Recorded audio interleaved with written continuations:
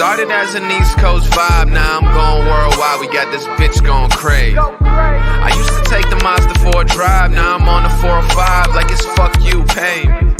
We really sick of standing outside, had to push them all aside. It's what you get for trying to play me. I bet they make a movie when. What up, folks? How's it going? MCU'S Bleeding Edge, YouTube channel podcast. I just found out I'm moderating the show. I'm shocked. I'm scared. I'm nervous, man. You know, I'm shaking and shit. I'm scared, man. Cyber put me in the spot and shit. But it's okay, though. I'll be all right. I am TrueKnowledge, a.k.a. TrueKnowledge, FS, you know. Sometimes I get confused. But I am be humbled, as always. 17,000 today. I'll tell you, I'm 17,000 times humbled to be the co-host of the MCU'S Bleeding Edge YouTube channel podcast with my good friend, best friend. One of my best friends. One of my true, good, genuine friends in my life. The greatest co-host in the history of content creation. Cyberneticshark. What up, bruh? Stop. What up? Hey, man. How we I'm doing? loving it. I'm loving the fucking Mandalorian logo in the background, dog. Shit is hot. Oh, thank you. So, in order of value, I guess, in content creation, Jesse Starcher, I'll go to first. No, I'm just fucking around, man. I'm sorry, Gunnar. I'm trying to hammer. Jesse, bro, I haven't seen you in a long time, man. Yeah, I was supposed to be here last week. Hey, things came up. I apologize. Double booked myself, but I made sure I was like, okay, I've got to get back on the show next week. So here I am. Glad to be joining you guys. Yeah, I thought you were there, man. I didn't even know. I thought you were there anyway. But all right. Nah, it's all good. No, I'm just kidding. No, I thought you were moderating actually. But no, honestly, folks, I couldn't be having like a better 2 weeks or whatever right now when it comes to bleeding edge fun and like happiness levels. Because I mean, last week I did yet another almost 5-hour live stream. I think that's what Cyber 5 or 6 of mine done now in like a month. Right? Yep. I'm just blasting them out, and I'm setting records like every other week. I'm setting a record for the bleeding edge, man, for lives. And the only reason is because I was fucking hanging out and recording with fucking some of my favorite, most fun people to record with in content creation, straight up. Right? That's it. As simple as that. I did not look at the clock once from fucking the time I started at 7 o'clock to when I finally looked over and saw it was 3 a.m. I was like, fuck, we should probably stop. You know what I'm saying? We just kept going. And we're not doing that tonight, though, folks. I promise. Not tonight. But anyways, no, honestly, I could have a better panel tonight to work with, honestly. I've got my fucking co-host here. I got Jesse Starcher, baby, from Religion Broadcasting. My brother on the Whiskey Rebellion podcast. And I've got fucking Matt Parker. Parker, baby. He's the host of the Black Lady Collective podcast. Brother, you've not been on the panel in like, what? I don't know. Like a year, maybe. I don't know. It's been a minute for sure. Yeah. 10 months. Time flies, though, you know. Yep. No, it's been a minute. It's good to see you, man. Good to see you guys, too. Thank you for having me. Good to see you solo, man. I'm actually glad you're here on your own and not here with the whole squad. I am. I'm serious, dude. I'm glad to just have you on by yourself. Yeah, dude. Nice. It's good to see you. You know, I love Freddie to death, man. And fucking Al's my boy, but it's good to just have you solo, man, you know. And I mean, fucking Freddie was here. He'd probably be watching the episode during the review and all that and shit. Right. You know, who knows? But no. I think that's what he did last time, actually. Nah, man, it's good to have you on, brother. I know you're excited, too. Thanks for having me, man. Can't wait. I'm glad we got a chance to have you in and do one of these episode recasts. Episode 4, baby. Mandalorian season 3, folks. You know it. You know it, baby. It's the best fucking thing since Star Wars, since Andor, of course, right? But Gunnar, soon to be, aka Hammer. What is up, brother? What is going on, man? Not much. Oh, baby, yes, Gunnar, baby. See, You're gonna call me Hammer. I'm gonna have to rock it. Look at that. You see that? That is like true. That is true creativity, right? In motion, right there, baby. Right? Seriously. I'm excited, man. Thanks for having me. And two words. Jar frickin' jar, man. Can't wait to talk about Jar Jar in this episode. Jar Jar was in the episode? Heck yeah. What? I didn't notice him. Well, we'll get to it. Spoiler alert. Now I'm really fucking mad, man. As soon as I saw him, I'm like, that's effing Jar Jar. You gotta be kidding me. How could I not miss? How could I miss Jar Jar? Don't beat yourself up, Jeff. You'll be all right. Trust me. Not literal Jar Jar, right. The computer animated creature, the gentleman that was the stand-in for Jar Jar. I was about to say, how do you miss? Go ahead, we'll get to it. No, but seriously, how do you miss Jar Jar Binks ever? I love Jar Jar. No, I mean, you can't miss him. He's always. I mean, you can't not see him. He's funny. Maybe you missed him when he was stepping in. He looks stupid as fuck, right? And he talks stupid as fuck, right? So I mean, you can't miss him. You know, everything he says is fucking retarded, basically. You know, he speaks in Special Olympics language. It's all right, you know. Anyways, you know, but then again, you know, as I've said many times, Jar Jar actually improves any TV show he's on or movie. So, Gunnar, was episode 4 satisfactory for you? You know what? I don't know about everyone else. I freaking loved it, man. I wanted more. I wanted to keep going. I'm loving seeing Bo with the Mandos, man. I love this episode. This might be my favorite one this season. Oh man, did you say that in the last one? Probably not. I did. I wasn't here last week. I enjoyed last week's. Was good too. 2 weeks ago when I was on. I don't know, man. I'm loving this season. The season's been great. I thought episode 3 was really damn good. I love episode 3. Yeah. Hey, you know what? Actually, I just go around real quick. And folks, I just want to put it out there right now. I want to thank very much everybody that's on the panel tonight. I want to thank Cyber. I want to say thank you very much to Jesse Starcher. Jesse Starcher is very busy. So is Matt. So is Gunnar. They have lives. They have kids, families. They're all married. I mean, you know what I'm saying? Is that me? Right? You know, so at that point, hey guys, thank you very much for being here with me, with Cyber, right? Another Bleeding Edge. And folks, if you like what we do over here at the MCU'S Bleeding Edge, I mean, you know, you don't have to subscribe, but I would. You know what I'm saying? If it was me, if I was you, you know, I'd do it, but that's just me.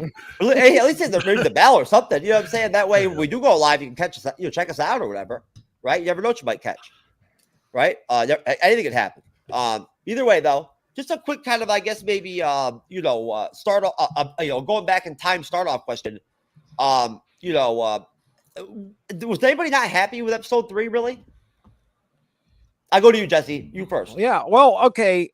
It was fairly long. It's kind of one of those. I don't know if I assume we're going to maybe see some more about the scientists, but I don't know. This might have been one of those things where it's just like, hey, we're going to kind of give you a glimpse on what's going on outside of the main story arc and how everybody else is kind of getting along with the New Republic and trying to, you know, basically, if they were on the Empire side, trying to fit in with their new surroundings.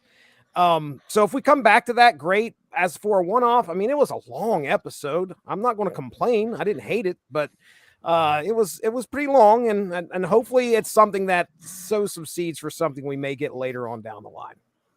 Okay, Matt. Yeah, you're talking about episode 3.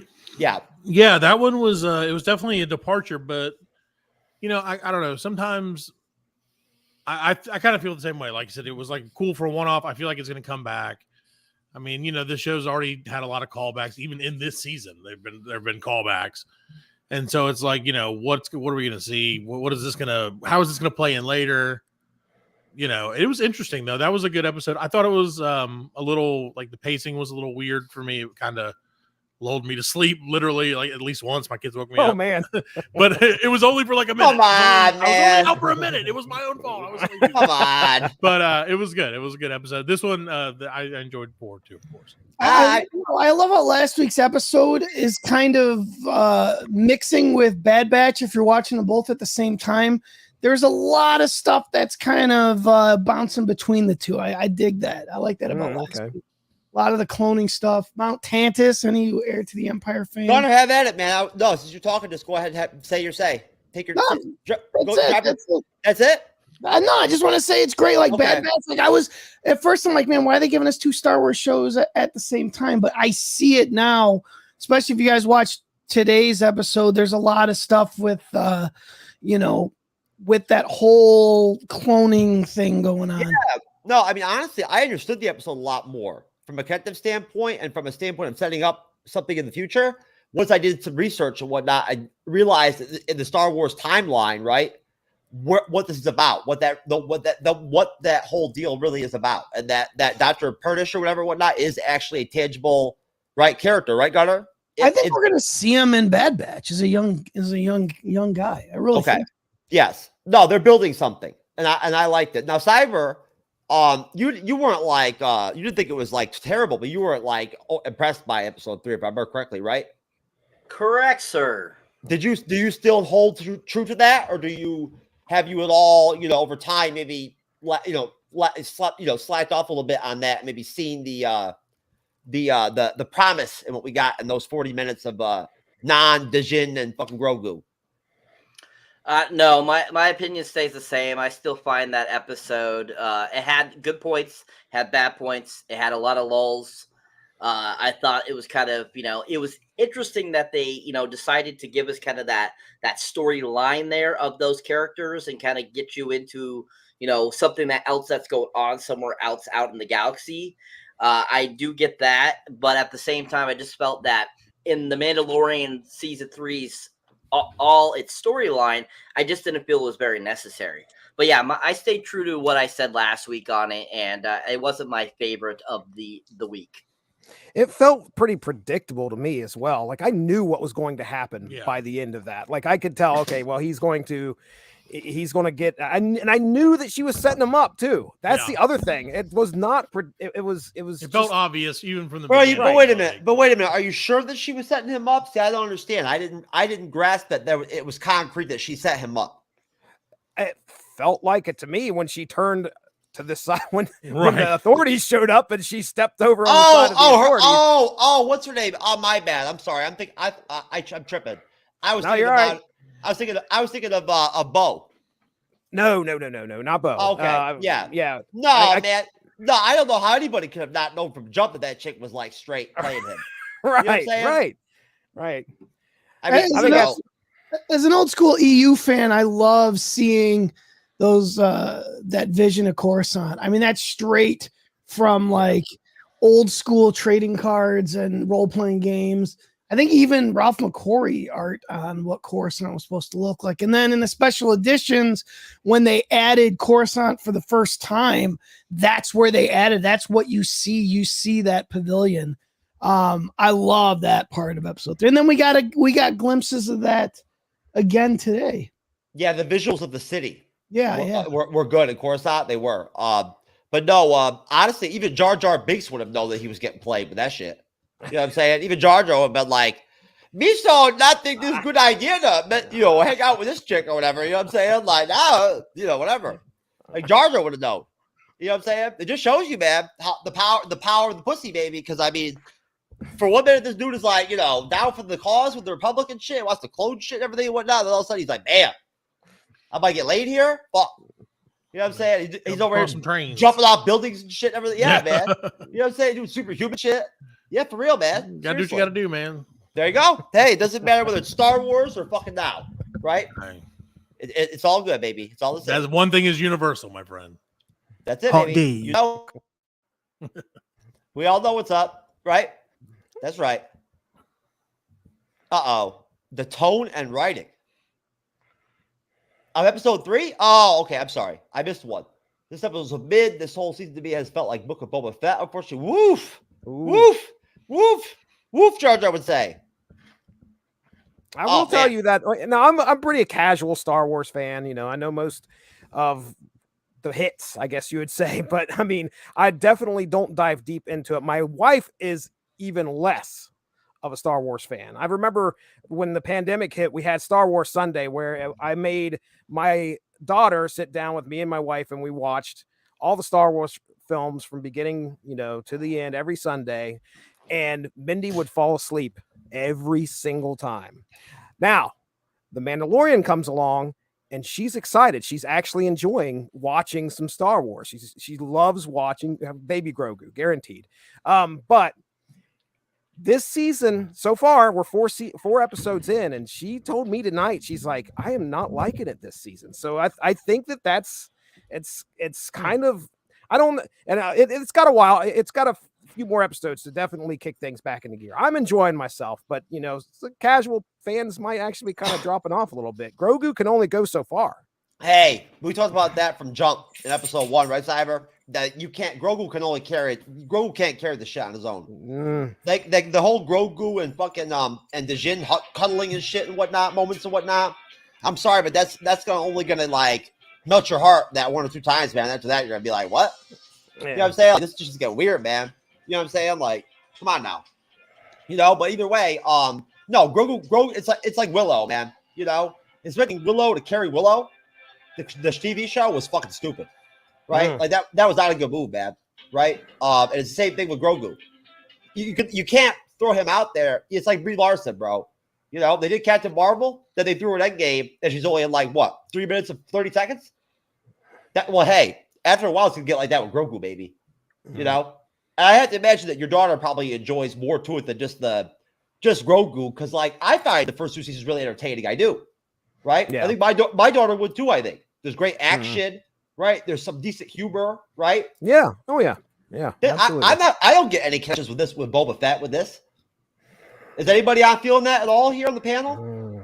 I've heard so much bad about Boba Fett that I kind of stayed away from it. So what do you guys think? Okay. I tried to watch it and I couldn't get caught up. I really like Boba Fett, and of course, you know, and being, you know, like into the old Star Wars stuff, and like I kind of got in. I was like, I'm not really feeling it that much. It kind of like faded away. I think after episode 3 or 4. I'm sure I missed good stuff, but you know. Oh yeah. You missed GOAT type level, you know, shit going down in those episodes without question.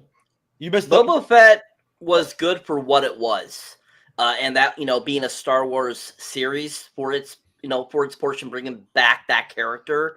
Other than that, the storyline itself and it just being really mounded with the Mandalorian itself, it just didn't feel like a Boba Fett. It felt like an extension of the Mandalorian.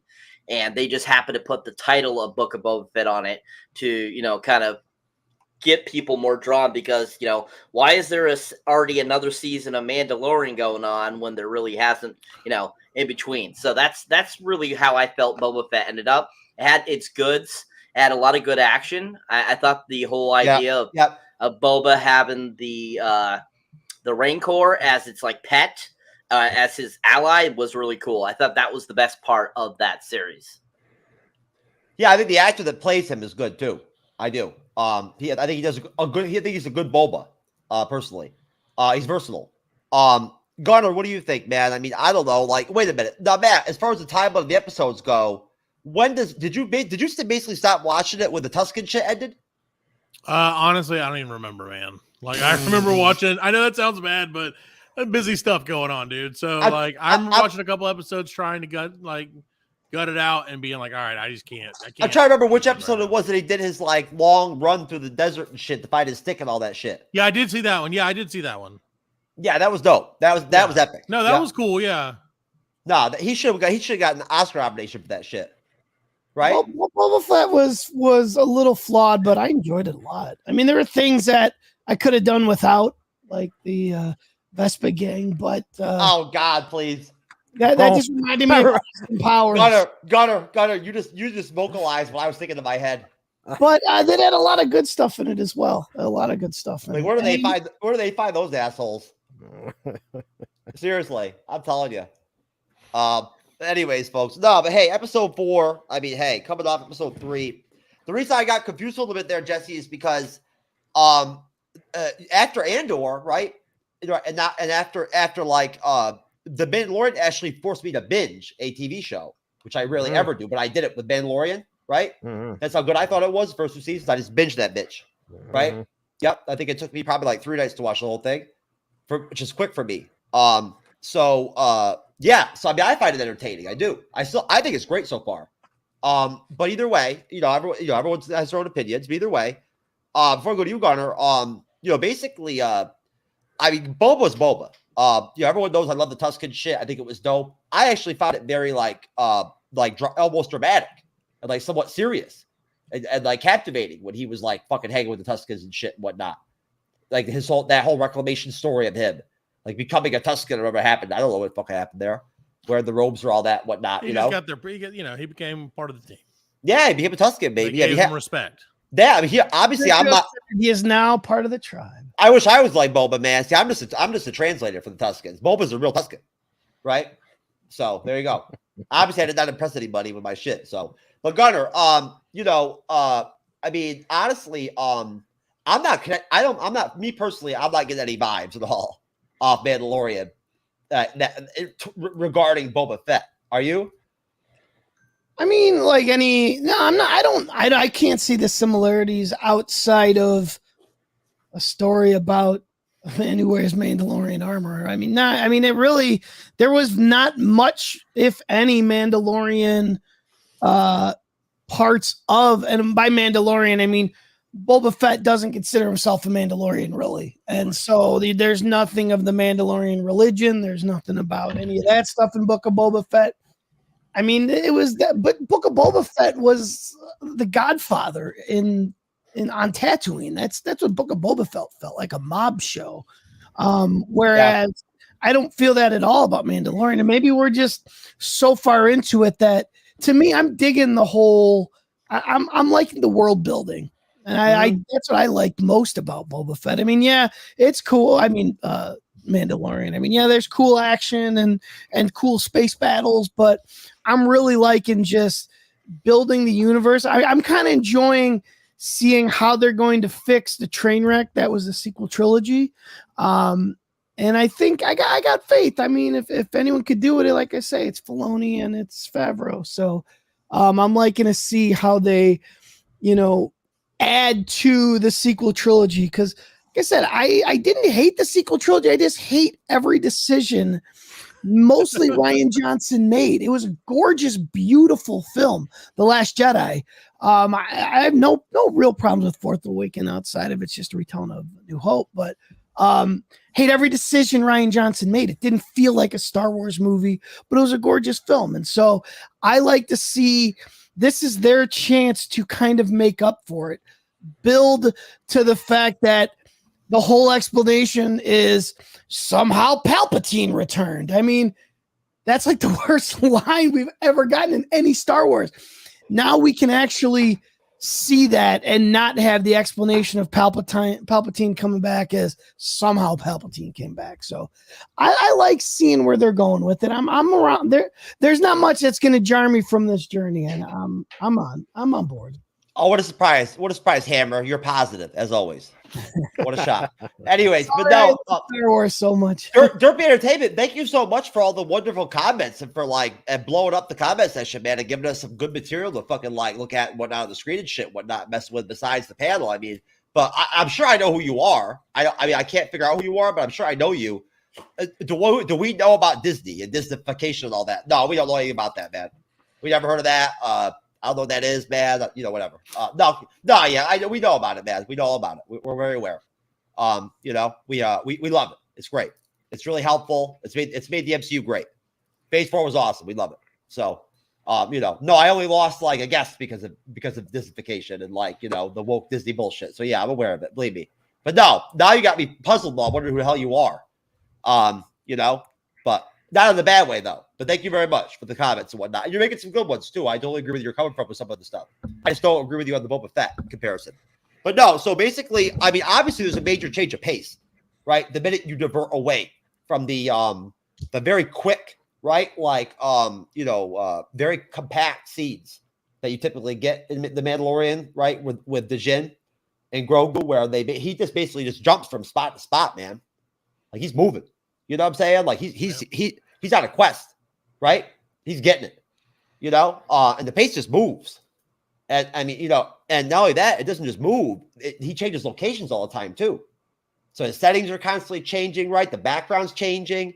He's seeing new different characters all the time and whatnot, right? Or he's by himself with Grogu or by himself, right? And that is interesting. I do like that. And I think that's really it probably is gotta be a change, right? If you really like that vibe of the show, if that's really important to you, I can see how episode 3 would really throw that off for you.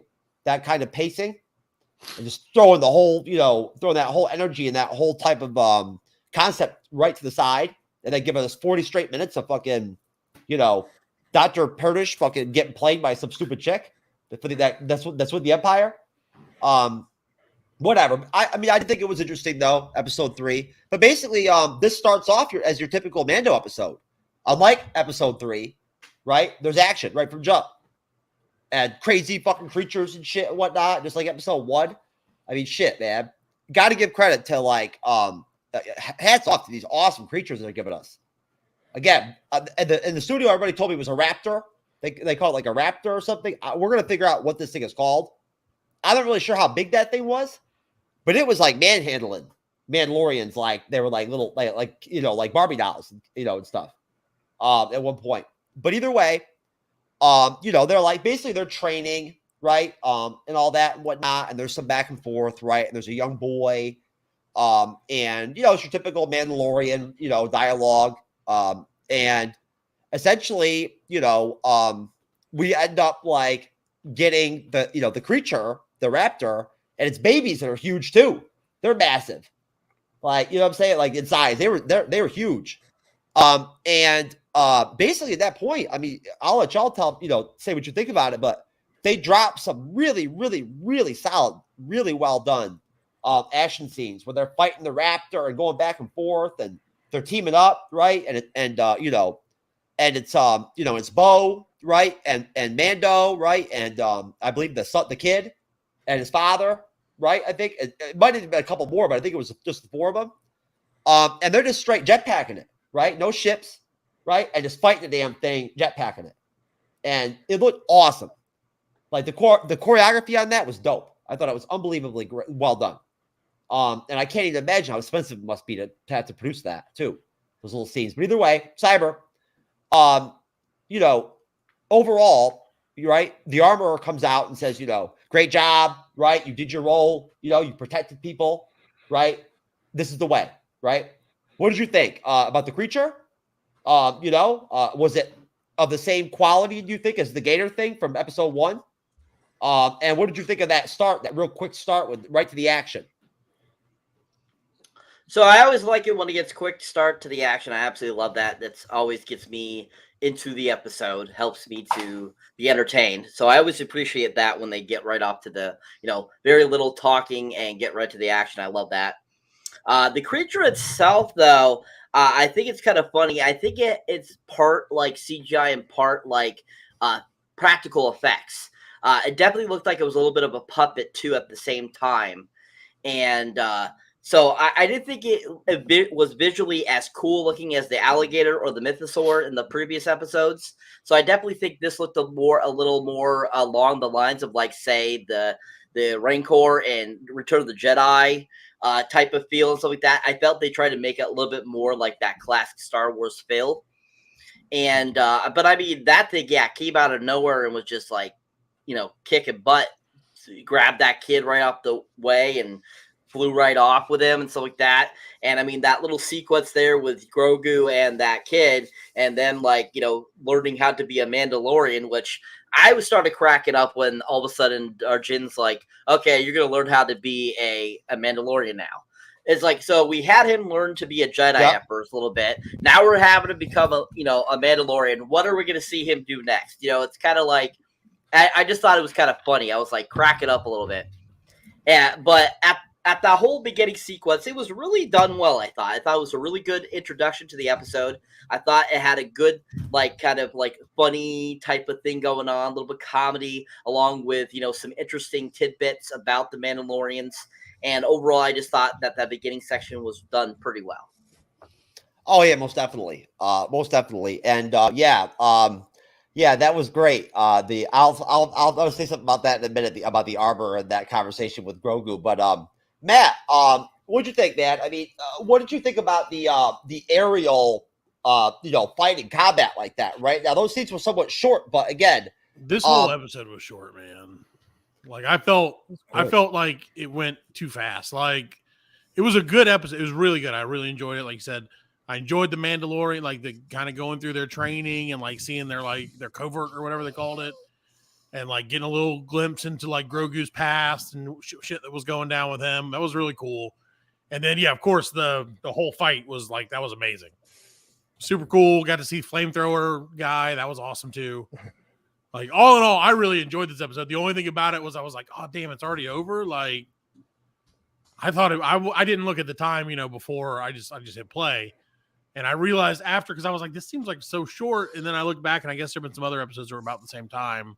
Like the same length this season. Yeah, but they tricked you with episode 3 because it was an hour and some long, and then you come into this, it's 32 minutes. Yeah, man, and it was a fast 32 minutes too. Like right, it didn't. There was no drag. There was really no part that I was just like, okay, here we go, whatever, Like I enjoyed it though. I thought it was cool. I like the I know a lot of people may not, but I mean I actually think that the change of gears is kind of a cool, like it's been a quest, this whole the Mandalorian series has been like quest.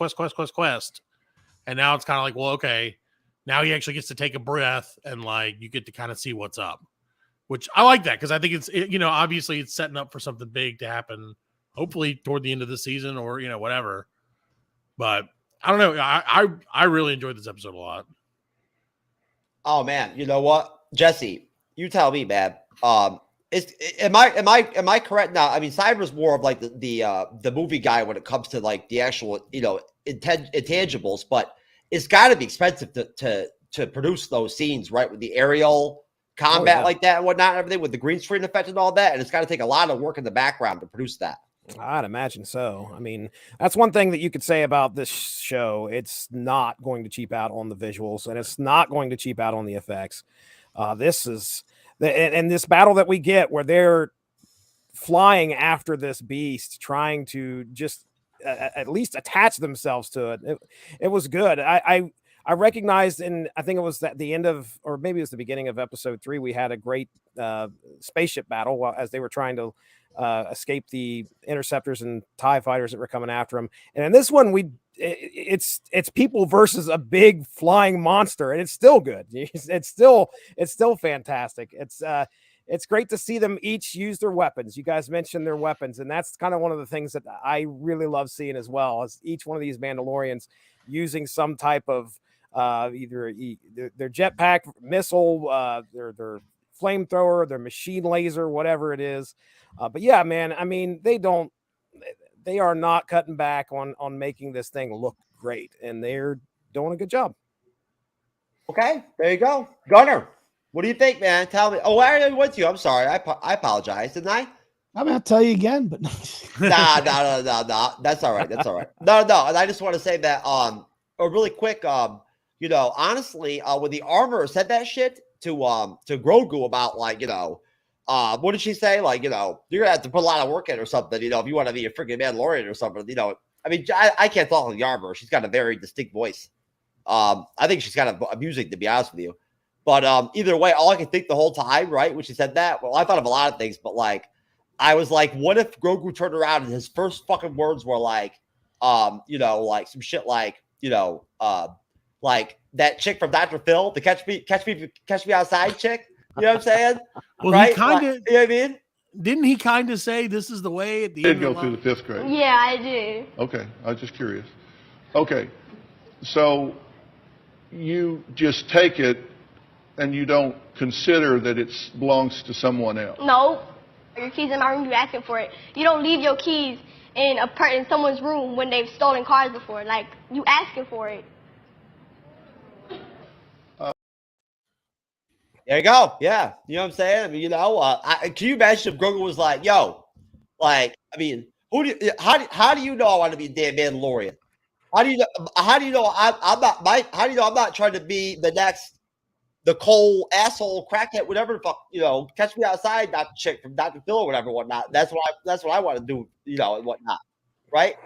Why are you trying to define me like that? I'm Grogu. This is you wearing armor and shit. You know what I'm saying? Like, seriously, catch me outside. That would be so funny if Grogu drops and catch me outside with the armor blow. Either way. That's the kind of shit I think, folks. At the moment that happened, I was like, yo, catch me outside, bro. That's cool. Right there. Can you imagine it? Oh, my Either God. way. No, but bottom line, though, and of course, I wish I could remember that person's name, but she's not very relevant to me. Either way, she'd be great in the panel, though. But the armor does basically, does tell him like, hey, you got to work your way up. But she does like respect Grogu. Everyone treats Grogu with respect, right? And they like address him like almost like an adult, almost, I think, in a way, kind of like, he's like 50 years old. Yeah. Is he really 50 years old? Yeah. Wow. Damn. Jesus Christ. Looks good for 50. Now, if I remember correctly, the race of hit that he's in, like Yoda or whatever, the alien race, don't they live for like hundreds of years? Yeah. Yoda was 900 Okay. when he died. Yeah. Okay, there you go. No wonder. It'll be interesting to see what Grogu's first word is. But no, great scene. And as far as where we go from there, of course, what a surprise, what a shock. We just go further, right? We don't slow down. There's no there's no fucking Boba run through the desert shit or whatever and whatnot. We keep on rocking. And, essentially just keep entrenching back into sort of where we were at coming off of episode 2, right? Where, now that, we had Bo-Katan and we had the Jin, come to that cave area there and whatnot. And come to I forget the name of that group that that they go by, but that sect or whatever of the Mandalorians that are left over, which I'll find in a minute. Talking about the Watch? Yes, the Watch. Now they, of course, the armor flat out, acknowledged that the Jin redeemed himself, right, in the living waters on Mandalore. And that also, so did Bo, right? She did. So she's had her helmet on, right, the whole time since after she bathed in the waters. So, we had that go on. And at that point, basically for me, this has been really interesting to me. Where it's maybe Gunnar, maybe want to go back and do a lot of research, even consider maybe buying some of the books now for the first time after Andor. And this now, I'm starting to really get heavy into this Mandalore shit, man. You know what I'm saying? It's making me really interested. This dynamic with freaking Bo-Katan and the Jin and the Mandalorian race, right? And them finding Mandalore still active and still capable of habitation. It really creates a dynamic where, I don't know what to expect or where these are going to go between Bo and the Jin, right? Or what her goals are. And that's why where they're going, Jeff. Well, that's why, Jesse, that's why I was in the beginning, when you said that earlier, I was thinking you were talking about Bo-Katan, because I get this vibe from her that I can't tell where she's going with shit. If she really is actually down for the cause, and believes in this is the way and all that, whatnot, or if she actually would be willing to knock off Mando, right? Because he's a threat. After the Mythosaur didn't do anything to him, or didn't eat him and shit, right? Obviously at that point that really fucked her up, right? So bottom line, we move on into the episode, and there's no huge jump, where we end up on Coruscant like that, and whatnot, and blah blah blah. We get more dialogue with the armorer, and the cave, the cave Mandalorians and whatnot and everything. After the battle, the introduction with all the action, the rescue. So, they head back to base or whatever and whatnot. And essentially, at that point, in the episode from there. I'll be right back. Oh, you're fine, brother. You're fine. But no, at that point in the episode, basically, at that point, like I said, it sticks to what we'd already basically seen so far in the season. Once basically, Bo, Katan, and the Jin are together, essentially with Grogu, they almost kind of become like a group and a team. They're accepted by the covert, the foundling, as they call it. And during episode 4, right, like I said, the massive wing creature, which thank you very much to Cyberneticshark on the name on that, the Shriek Hawk, which is a great name, very epic. I don't know where you found that, Cyber, but that's really dope. So that thing is huge, that massive, creature. And, after that, after the battle, if they take it down, and I don't know, God bless you. I'm not sure what the hell they were doing with the baby, whatever, at that one point when they had in the ship. I really wasn't. Right. Yeah, they roll these small baby birds off of that. What were they doing? They said we got 3 more fountain. So I assume they're just going to bring them in and train them, and they're going to be riding on them. Is that the plan, Gunnar? It sure seems that way to me. All right. I hope so, at least, because that sounds awesome. That's gonna be. You could have some nice chicken wings for a good bit of one of those two things.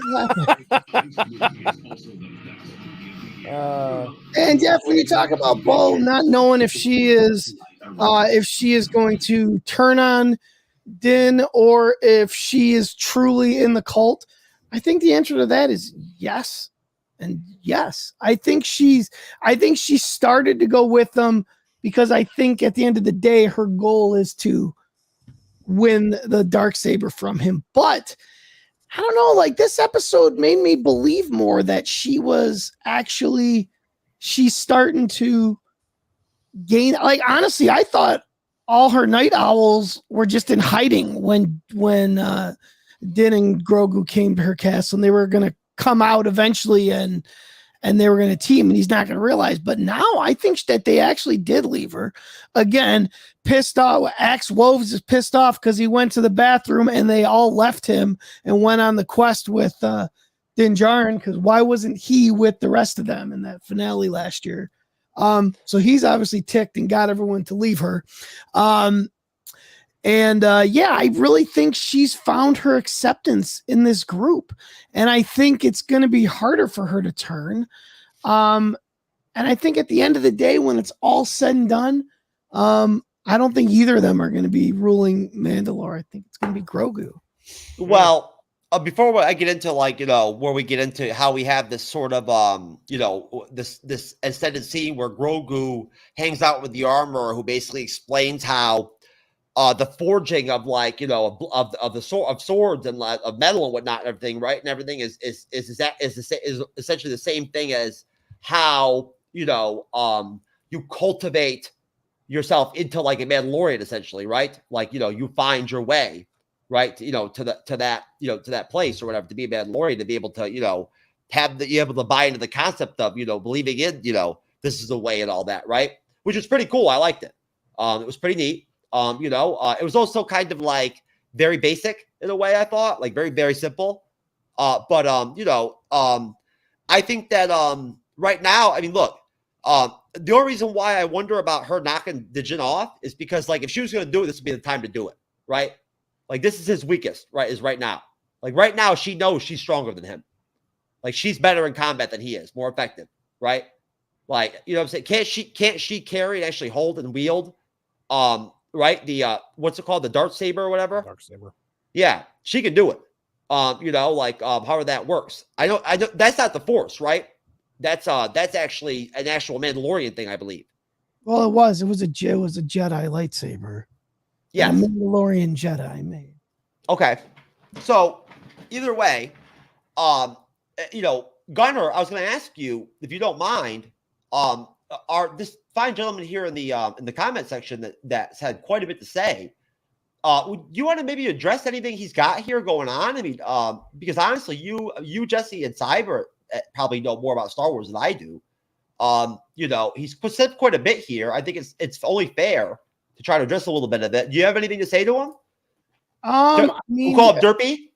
Yeah, I mean, I kind of seen it to pay attention to both.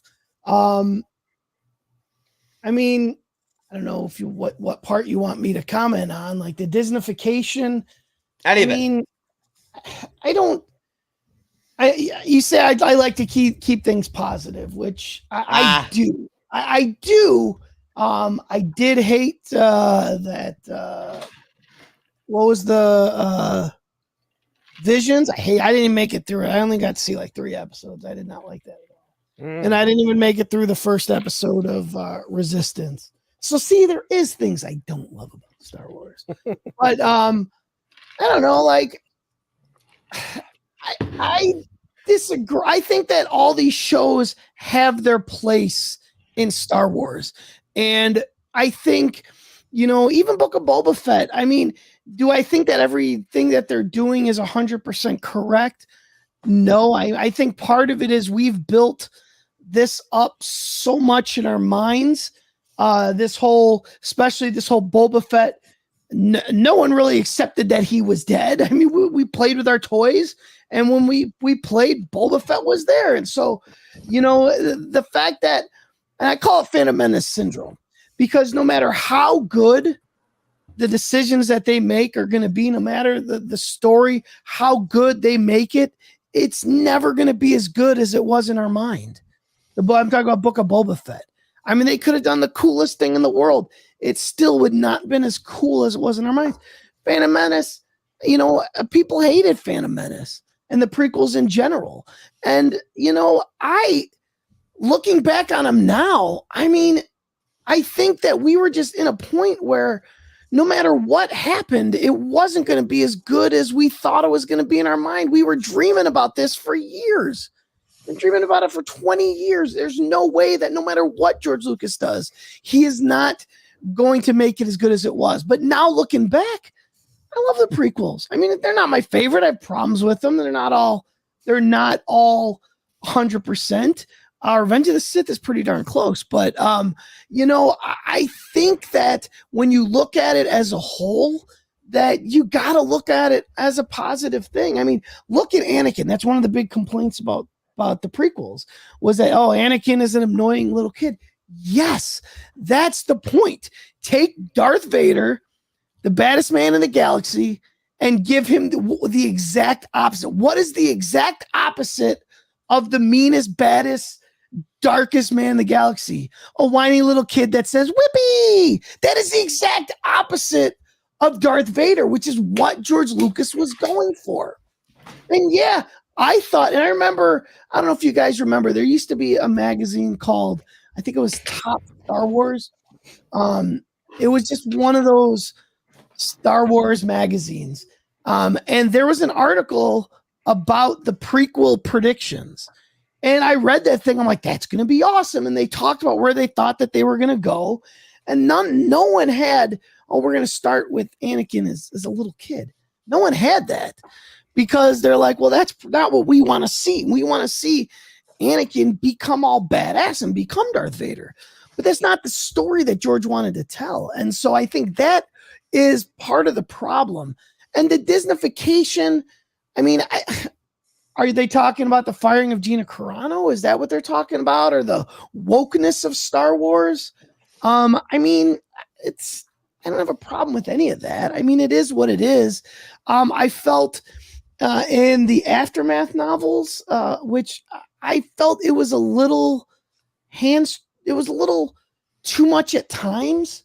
I just felt like some of that stuff just seemed out of universe, out of character universe. But Gunnar, no, thank you very much. I definitely appreciate you addressing that, and thank you, Derpy. I appreciate you dropping so many great comments for us to work with.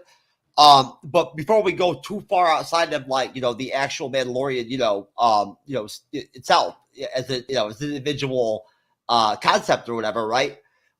Essentially, this I actually got confused a little bit in the episode at one point when Grogu does actually have a flashback. And I don't remember him having one before. Now, I may have forgotten, guys. You could tell me if they've happened before. I noticed them or whatever. He did have one before. Okay. I don't remember him ever having one like that, right? Now, I kind of understood what was going on, right? I understand it had to do with Order 66, right? Which I don't grasp the whole definition of that, right? But I understood the gist of what was going on as far as what was happening, that this was his past. I saw him, obviously, right? I just said that Jedi, right, was Kelleran Beck or whatever, who was dope, right? Very good. Great action scenes with the dual lightsaber and all that shit. Killing it. Just killing it. And that was Jar Jar, but that was Ahmed Best. Now, listen, before that, was that Leia? No, Leia's not alive. Okay, I'm sorry. I didn't know what the hell was going on right there at one point in the beginning of the flashback. I'm like, I heard a woman talking and everything and whatnot. And I saw her. She had brown hair, it looked. I'm like, what the hell's going on? That was another Jedi. So that was just the Jedi trying to save Grogu. Which this, I feel like I'm taking over the show. I apologize. No, you're okay. You're okay. No, you're fine, Gunnar. I'm gonna actually the coolest part of the episode because that's one of the unanswered questions on who saved Jar Jar. And Kelleran Beck this isn't the first time we've seen him. There is some kind of Star Wars kids. It's called I'll Star Wars Jedi Temple Challenge. I found this right before I got on this episode tonight. Yeah. The fuck is it? It was on, I think it was just on YouTube. I don't think it was on the streaming stuff. I only was familiar with it because I love Ahmed Best. I really do. I think he's great. Well, and just seeing as soon as he came on, I never saw that show. I saw the trailer for it, but I'm just like, Jar Jar, like it's Ahmed Best. And this is something to think about. I don't know if you guys caught it. The ship that they flew off on We've seen that ship before. That was the ship that Anakin and Padme traveled in Attack of the Clones, and it's one of the Royal Naboo starfighter or Royal Naboo starships. And if you think about it, there's 3 people on Naboo that are royal and living on Coruscant at the moment. Either Padme, who I don't think that's Padme's ship because she's too busy crying at this moment. Palpatine, I don't think it's Palpatine trying to save Jedi, which only leaves one person to save Grogu. Jar Jar. Gunnar, It's listen. Jar Jar's ship. Gunnar, listen, brother. Now that you're Hammer, you don't get to just fucking like take over shows and shit and whatnot. I'm taking over pro like, Jar Jar. I mean, I was joking about doing the review solo, bro. You know what I'm saying? It was a joke, bro. You know what I'm saying? Like, I didn't mean it, man. You know what I mean? I'm just kidding about the Jar Jar thing. That's okay, man. Hey, listen. Cool seeing Ahmed Best get his due because he took a lot of crap for Jar Jar over the Gunnar, years. you're a good dude, man. You can fucking talk all you want. Like, I'm not gonna get upset with you, bro. But you're not one of those people where fucking you just keep on talking. I'll be like, fuck. Like, start having panic attacks and shit and whatnot. I want to swear at people and go to the Facebook comment section and be like, motherfucker, I'm gonna fucking choke you through the fucking screen and shit and whatnot. Which Cyber knows. I say that shit too. I do. That's exactly what I say. I've said that. Just to be clear, folks. Yes, I have said that. I am that guy. No, Gunnar, I can talk now. Sorry. Anyways, I'm just fucking with you, man. I'm playing. But no, all you fuckers on Twitter with your toxic, nasty fucking high school bullshit and whatnot, yeah, I'm that guy. All right? I'm that motherfucker who has the audacity to be like, yo, I don't know how to fucking collaborate with anybody fucking without talking or whatever and whatnot. Like, I don't know how to fucking do whatever you do or whatever. With these fucking creators that like have like, you know, total guests in 10 years, fucking what we have in like a month, right? On their shows. Like, you know, trying to tell me about shit. Yeah, I'm that guy. I'm that asshole. You know, and yes, I do fucking when people disrespect my co-host or my fucking show or my panel or my guests and shit and whatnot, I do say to fucking people when I'm upset and whatnot that yeah, if I could, I'd go through the fucking screen and choke motherfuckers. I'll go fuck. You know what I'm saying? You know, I apologize again about saying that Batman's villains over. No, that's okay. It's just, you know, ever since you became Hammer, Some guy railed on me for that when I said. Now that you've assumed this identity as Hammer, I feel sort of insecure, right? So like I've got to like, you know, I've got to display my masculinity and all that shit. Anyways, though, no, but Cyber, did you find it? Did you get anything? I'm about to say that there was anything profound going on with the armorer and Grogu and all that and whatnot. Again, I told you I thought it was kind of just sort of whatever, to tell you the truth. It didn't really do anything for me all that much, but it was neat. It wasn't like garbage. You know, it just didn't do a lot I don't like the armor that much, I won't lie. You know, she's kind of flat. But it was neat. The flashback though was intense. A lot happened, right? And it just makes things even more interesting for me in a way, right? Now, for you, I don't know how you see it, right? Now I get the Jar Jar deal now, guys. Gunnar, I get it now. I understand. I'm looking at it right now. I see. But no, Cyber, you know, that whole dialogue, right? And that whole scene where you know, the armor did talk about how, you know, the connection between, you know, the forging of, you know, a metal, right? Of steel and whatnot, everything. And, you know, going about being a Mandalorian, all that. And then on top of that, the flashback, right? And the fact that, you know, Grogu is experiencing things like that and whatnot, right? Adds just more, right? Did you feel like that added more for you, like, you know, in the episode to the actual series overall and to Grogu himself as a character, like some more depth to see some of that stuff, you know, like that? I personally thought it was interesting and fun that they gave this kind of that backstory on Grogu a little bit, like where he came from.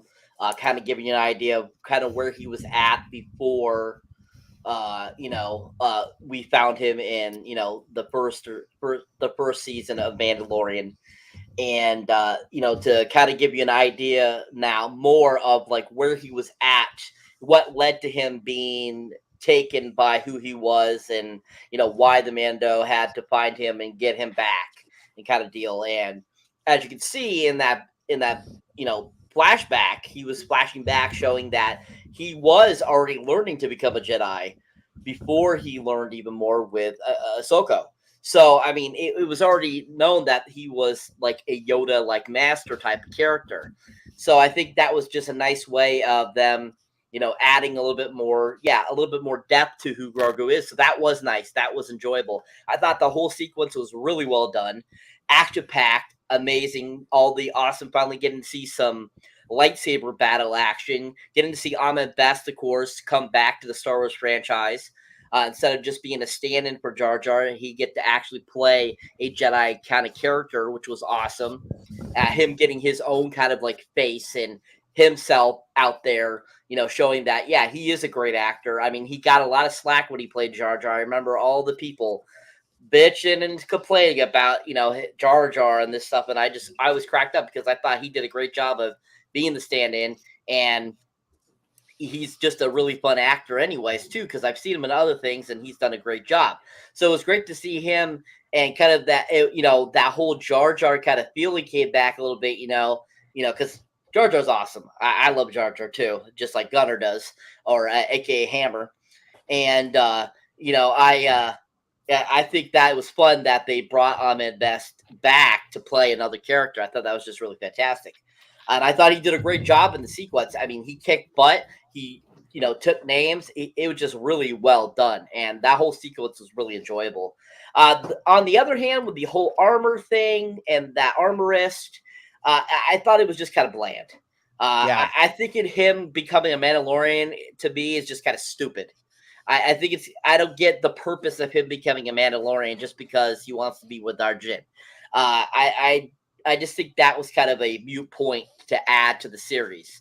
But I did think it was funny when she does give him the piece of metal with his symbol on it, how big it is, and that he'll grow into it. It kind of makes me crack up because of like, he's not going to grow very much more than what he is, but okay. Yoda was only like, 2 feet high, so I mean, he's not going to grow that much bigger. So it was kind of funny when she said that. I'm like, yeah, he'll grow into it a little bit, but other than that, yeah, that sequence, that whole action sequence back, Flash was amazing. And then anything with the armor, I thought it was just kind of there. Other than that, very interesting portion to this episode. See, now I thought that actually was his silver medal from the Special Olympics, the Mandalorian Special Olympics, right? For Grogu's participation against the fucking Raven thing or whatever, right? That's what I thought that was, to be honest with you. I wasn't sure, but either way, hey, sometimes even true knowledge doesn't understand what the fuck's going on, right? That scene kind of echoed the first season of The Mandalorian also, because when Din Djarin was with, I believe that's the first time we saw the armorer, we were seeing flashback of Din Djarin being captured by Death Watch, or being saved by Death Watch during the Clone Wars, watching his parents die. And stuff. I want to see Grogu have a flashback of that time I banged a chick that won a medal at the Special Olympics one time. I did. Yeah, I want to go with a flashback to that night. I do. That was some dope shit, man. I'm telling you right now. You know what I'm saying? Hey, they're not like get down with it. A Special Olympics, a Special Olympics shit, baby. Oh yeah. You know what I'm saying? It was consensual, baby. You know what I'm saying? An adult and adult, right? Anyways, bottom line, that's right, folks. I am that fucking grimy. It's factual. I like interesting shit. What can I say? I do, and I don't hide about it. I don't hide it. Right? Either way, she liked it. And I still talk to her. I do. In fact, she likes the Bleeding Edge. But either way, basically, for me, I guess, where I was at kind of with things was I was like, I just like that the Jedi was black, right? Like, if it hadn't been an African American, it really, I mean, it wouldn't have brought the same kind of diversity, right? Right, to the episode that we would have got. I don't give a fuck. I'm just joking. I'm just playing. Anyways, Jesse, no, I'm joking, man. Jesse, what did you think? I mean, like I agree with Cyber. I mean, I don't really have anything to say.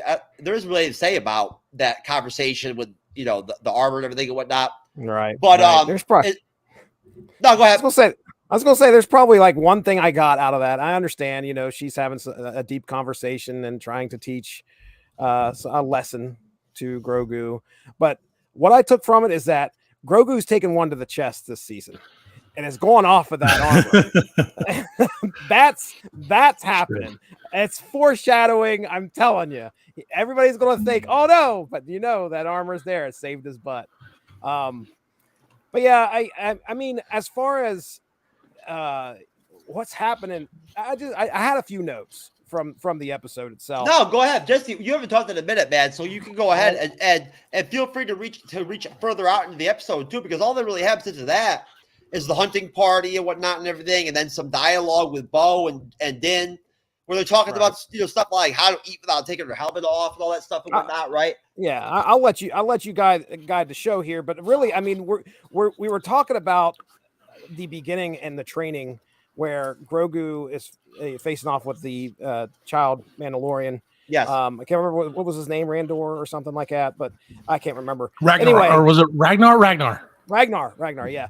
And like, I didn't know you could fire all 3 shots at the same time. Why didn't the other kid do that? Like, I was sitting there and I was thinking, dang, Grogu's just a bam, bam, bam right at the end. So it was neat to kind of watch him kind of square off. And you're like looking at him compared to this kid who is just a giant compared to Grogu. And you're like, he is so outmatched. But I mean, as much as I'd love to say you can't float this show on the cuteness of Grogu, whenever he walks, you super sign can. me up. Yeah. Put me down for another 3 seasons. Same. Yeah, that's the way it's got to be. But yeah, I mean, training and then the armor stuff. Okay, yeah, we got a nice little feel for what's going on here on planet, and then of course the beast showing up. I do love the fact that the beast throws the kid up, like regurgitates the kid in order to feed the birds, the baby birds, and the kid's still alive. Like, oh man, yeah, well, got scar armor. There you go. No, if the creature had been slightly smarter, it might have been more effective in combat. That's true. No, but Jesse, I mean, honestly, if anything, right? And then I'll go over to Matt since he was back. But welcome back to the show there, Matt. Hey, sorry about that. That's okay, brother. It's okay. No, but honestly, Jesse, I get where you're going, and I feel like at the end of the day, look, like I was saying, I like this Mandalorian stuff. I do. I enjoy learning about Mandalore, the planet, the Mandalorian culture, right? The history and whatnot, right? The whole Rancor deal. I watched like 2 different like long ass videos, like 20+ minute videos, just explaining what the Rancor is, or not the Rancor, the fucking the Mythosaur. The Mythosaur, what the Mythosaur is. Mythosaur, yeah. Right. Okay. And like the whole legend of it, whatnot, right? Like it's interesting. It really is. And what those creatures were underneath there, that robot with the cradle and all that shit, whatnot, what that was all about too. That was interesting too, when I should dug into it. But Jesse, I feel like now that we're back off episode 3, we're back to our main characters, right? Again, I didn't think anything was boring during the episode. I'm wondering if you did it all. But I thought that the flashback really gave us more action, right?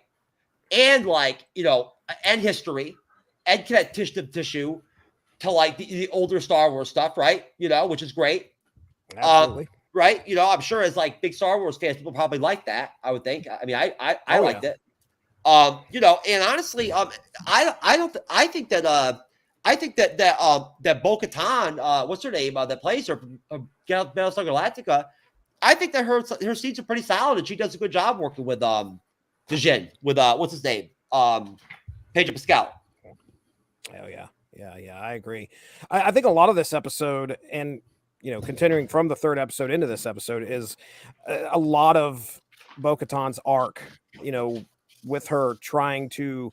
It feels to me like she's trying to figure out where she's at, and if she actually believes or not. There's a lot of religious parallels to this. I mean, the whole bathing yourself in living waters. I was like, I don't know if you can call that a baptism or not, but I mean, it definitely has that feel to it. And she's kind of represents somebody who's kind of lost their faith in something and now is gradually coming back to it, or at least questioning like, okay, well, maybe there is something here that's beneficial to believe in.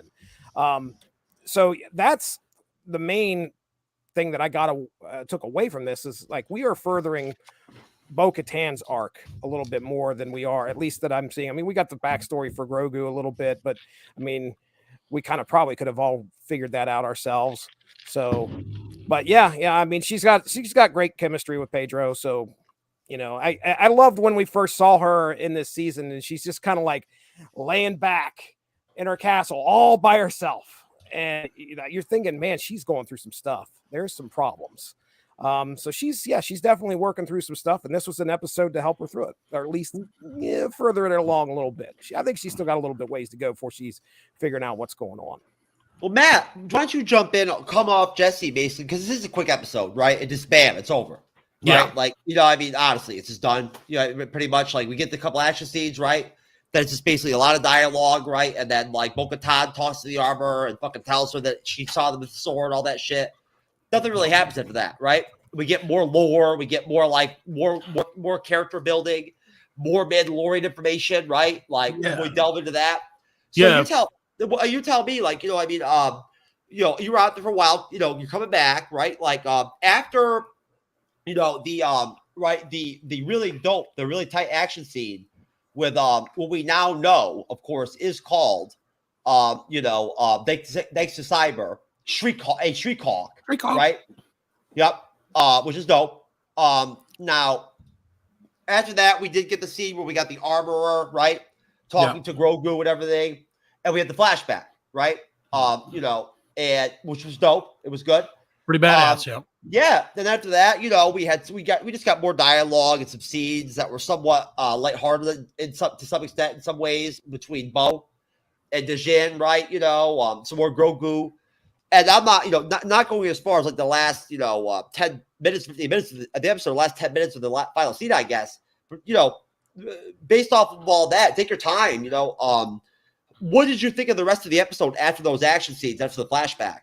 No, I thought it was great, man. Like I said, anytime you get to like learn more about like the Mandalore culture and like the religion and everything, I thought that was like awesome. Like, you know what I mean? That's for the more casual people who are into like this, the mystery that is the Mandalorian.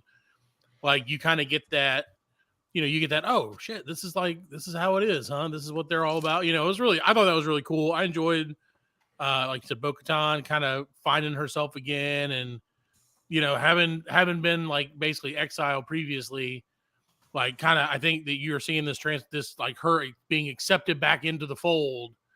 And then, like you said, her mixed feelings about it of like, am I here? Am I there? Do they really want me here? But it's great. I mean, it's great storytelling, man. Like that's the thing is, I know, earlier they're talking the story not being great or whatever, but I think the story has been really well done. And like one thing I've really enjoyed is the some of the ways that they're kind of like doing the editing again. And I know this has nothing to do with exactly what we're talking about, but I think the editing this year has been really good, and I'm really enjoying like the classic wipes and stuff like that they've been doing it kind of. Favreau's been doing it throughout, but I don't know. I've just been seems like I've noticed it more this year. Yeah, my bad on that one, guys. I fucked up on the title on that one. That's not true. The actual intro that's the last episode. It's the Foundling. That's what the title of the episode is. I'm sorry, Matt. Go ahead. No, you're good. Like I said, I just think I've been loving it, man. Like I really enjoyed this episode. I enjoyed, like you said, obviously it looks like Grogu's probably going to take a shot at some point this season. And, hopefully we'll be saved by the armor. I thought it was badass that like he got the little, she's like, here, everybody like put in a little bit. I thought you mean you were like, taking a shot. They must have given nothing. There was like 100 people out there. Man, I thought you meant like he was to take a shot. Like he was going to try to step to like the armor and try to hit that shit. No. I mean, he's going to like, why else? Why do you, it's what I can't remember the theatrical trope, but it's like if you show a gun in the first act, it has to be used in the Chekhov's third act. gun.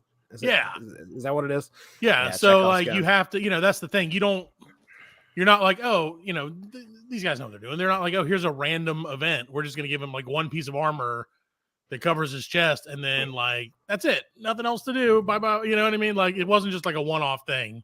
This was setting something up. And I'm like kind of split. Like I was thinking about it during the episode because I was kind of like, well, do I want to see Grogu go like full Mandalorian, like with the helmet and stuff? Would it be the most adorable Mandalorian helmet ever? Or like, and I wouldn't be surprised if it happens, by the way, just strictly for the reason of like, imagine how many of those you would sell with ears and stuff. But like, I don't know, man. I was like, man, he's kind of like, I kind of want him to keep his sense of self and not Matt, if they go full Grogu in a fucking Mandalorian suit, bro, I'm telling you right now, dude, I'm done. I'm done. You better watch out. Somebody take. I'm serious.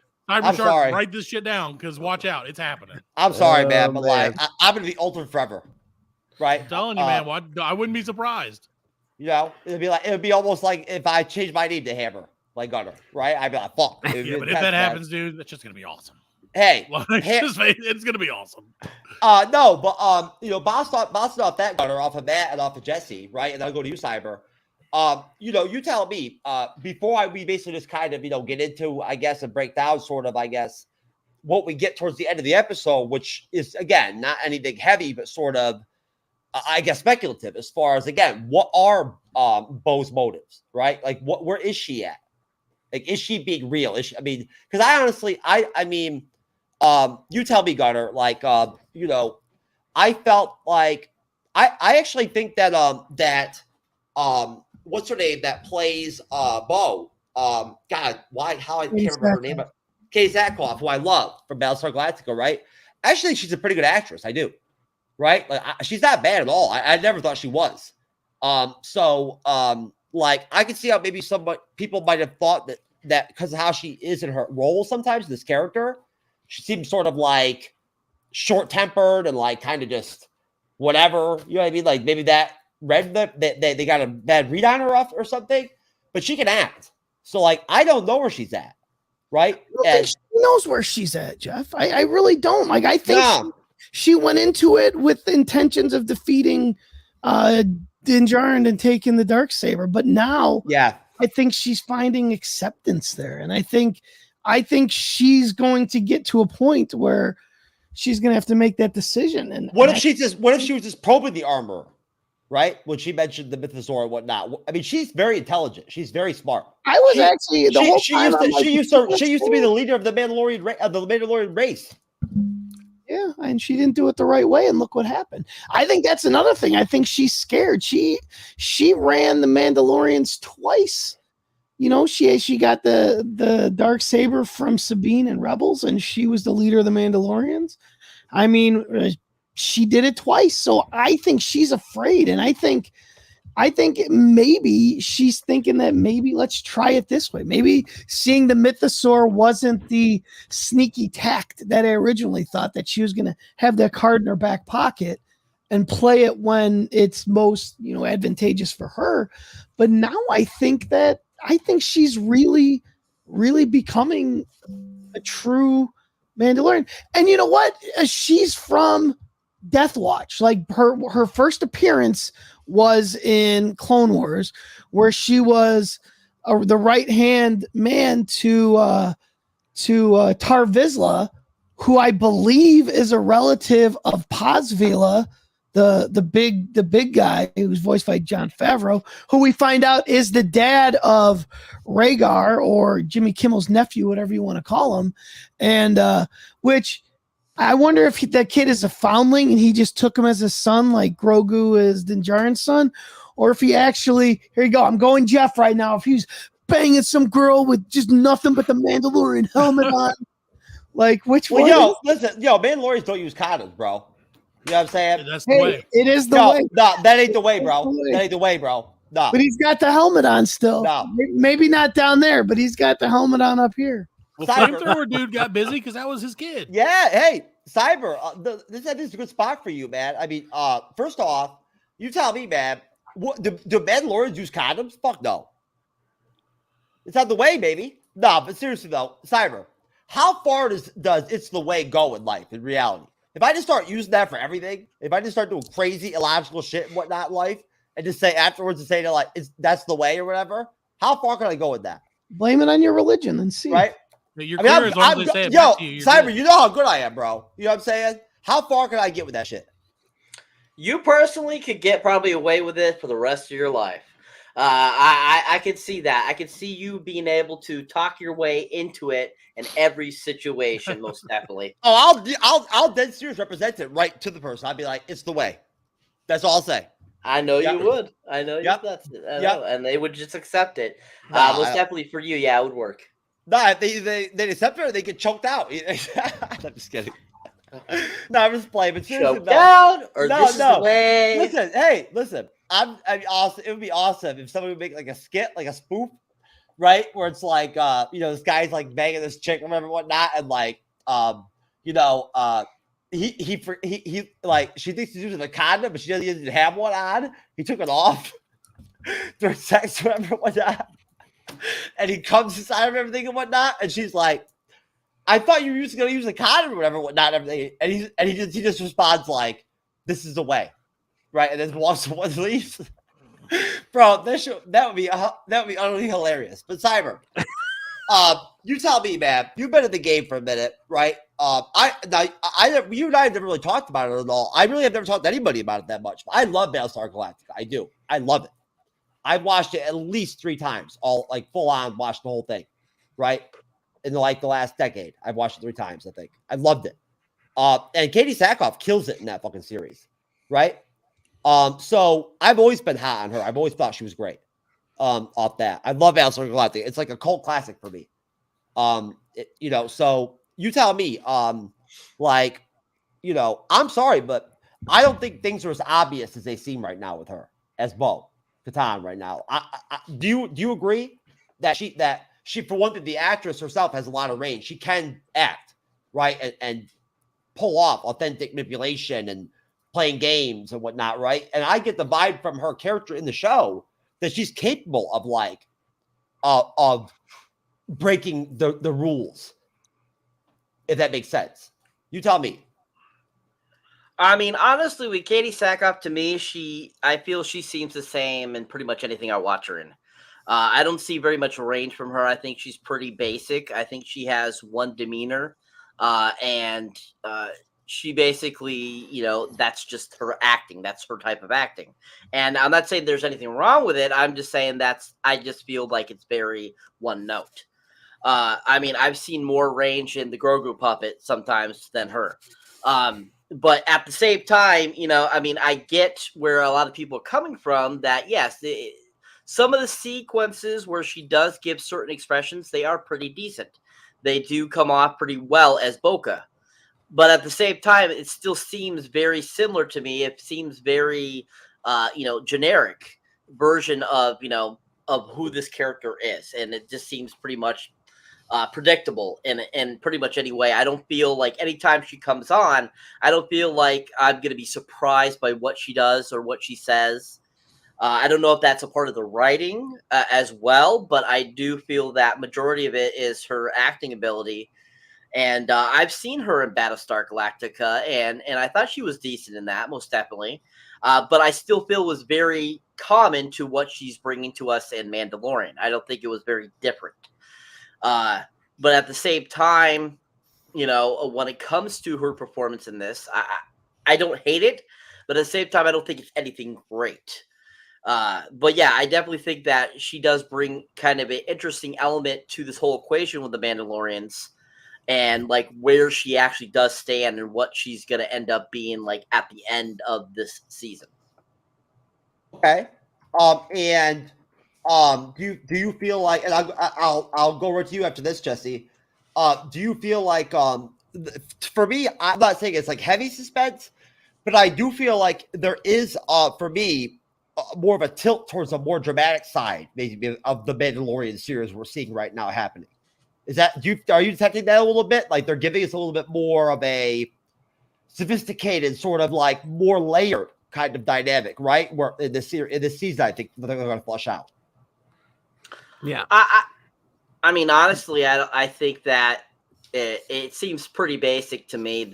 All 3 seasons have been the same. I feel that they're all very similar in their approach to it, especially what Favreau is trying to, provide through his creation of the story of the character. To me, it seems very similar. I don't really see any difference. I think it's always had a dramatic element to it, along with the sci-fi element and a little bit of comedy thrown in there. So that, I feel that all 3 seasons have been pretty much the same. Yeah, Okay. I'll agree with you. I'll step in there and agree with him because no, it was your turn anyway, Jesse. Go ahead. Yeah, I feel like, I mean, we're getting some drama, but it's just drama with some other characters involved. Well, yes, no, you're right. It is very internal, right? It is. Right. It is very much. It's very much a right because let's be honest here. Grogu is not like intellectually capable to participate in the the House of the Dragon-esque fucking shit going down between Dijin and fucking Bo, right? Right. He's too busy fucking, and shit and all that. So whatever. Either way, no, but I mean, hey, for all I'm saying, Jesse, is for the Mandalorian, this is like sort of to some extent kind of dramatic, right? This is their version of Andor, kind of what we're getting between Bo, right? Yeah. And this whole Mandalorian, rebirth and everything and whatnot. I mean, you tell me, Jesse. Do you feel like for Star Wars fans, being one that's not a heavy, not a heavy, Star Wars fan myself, do you feel like in the fandom, people are interested and they're invigorated and they like this sort of dynamic? They like these characters, this premise, right, of going heavy into the Mandalorian culture and background, right, the legends of it, the lore, and having that as far as casual fans go, I mean, I can tell you just from experience around my own house, I think there would be more interest in regards to the drama of some specific characters themselves. So the whole drama around Bo-Katan and what's going on with her right now is definitely something that would speak to, my better half. My wife would enjoy that. Now, as soon as they start going back to the typical Star Wars fare, like, your large background, your large lore, the large amount of sci-fi fantasy, she would, she's going to kind of tend to go away from that. Myself, I enjoy that stuff. So as far as, if you're a casual Star Wars fan, this is perfect. That's why this is one of the top rated shows. This is, when it comes to what's out there right now. So yeah, I mean, I think it has a lot to say. It has a lot for casual fans of Star Wars, and obviously the ones that are here tonight that really do love the franchise too. There's a lot that can be offered. So it's doing its job. No, I mean, you tell me, Matt. I think me personally, if you want to go heavy into it, like at all, and I'm sure there probably has been questions about this. I don't see it as being any kind of bad move at all to cast someone like Sackhoff, right, in this series, like in this role, especially as big as her character's becoming, right, as important as becoming right now. Sort of a central figure where you have to figure that this series is going to play out with this dynamic between her and Mando, sort of like being a baseline. So, I mean, you tell me, like as a Star Wars fan, does this do anything for you when you throw Grogu in and the cuddling sessions, right, too?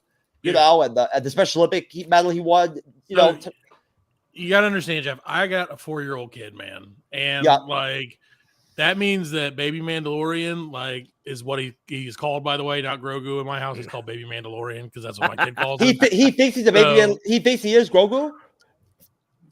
No, he loves him. He's like laying in the bed cuddling a freaking Grogu stuffy right now.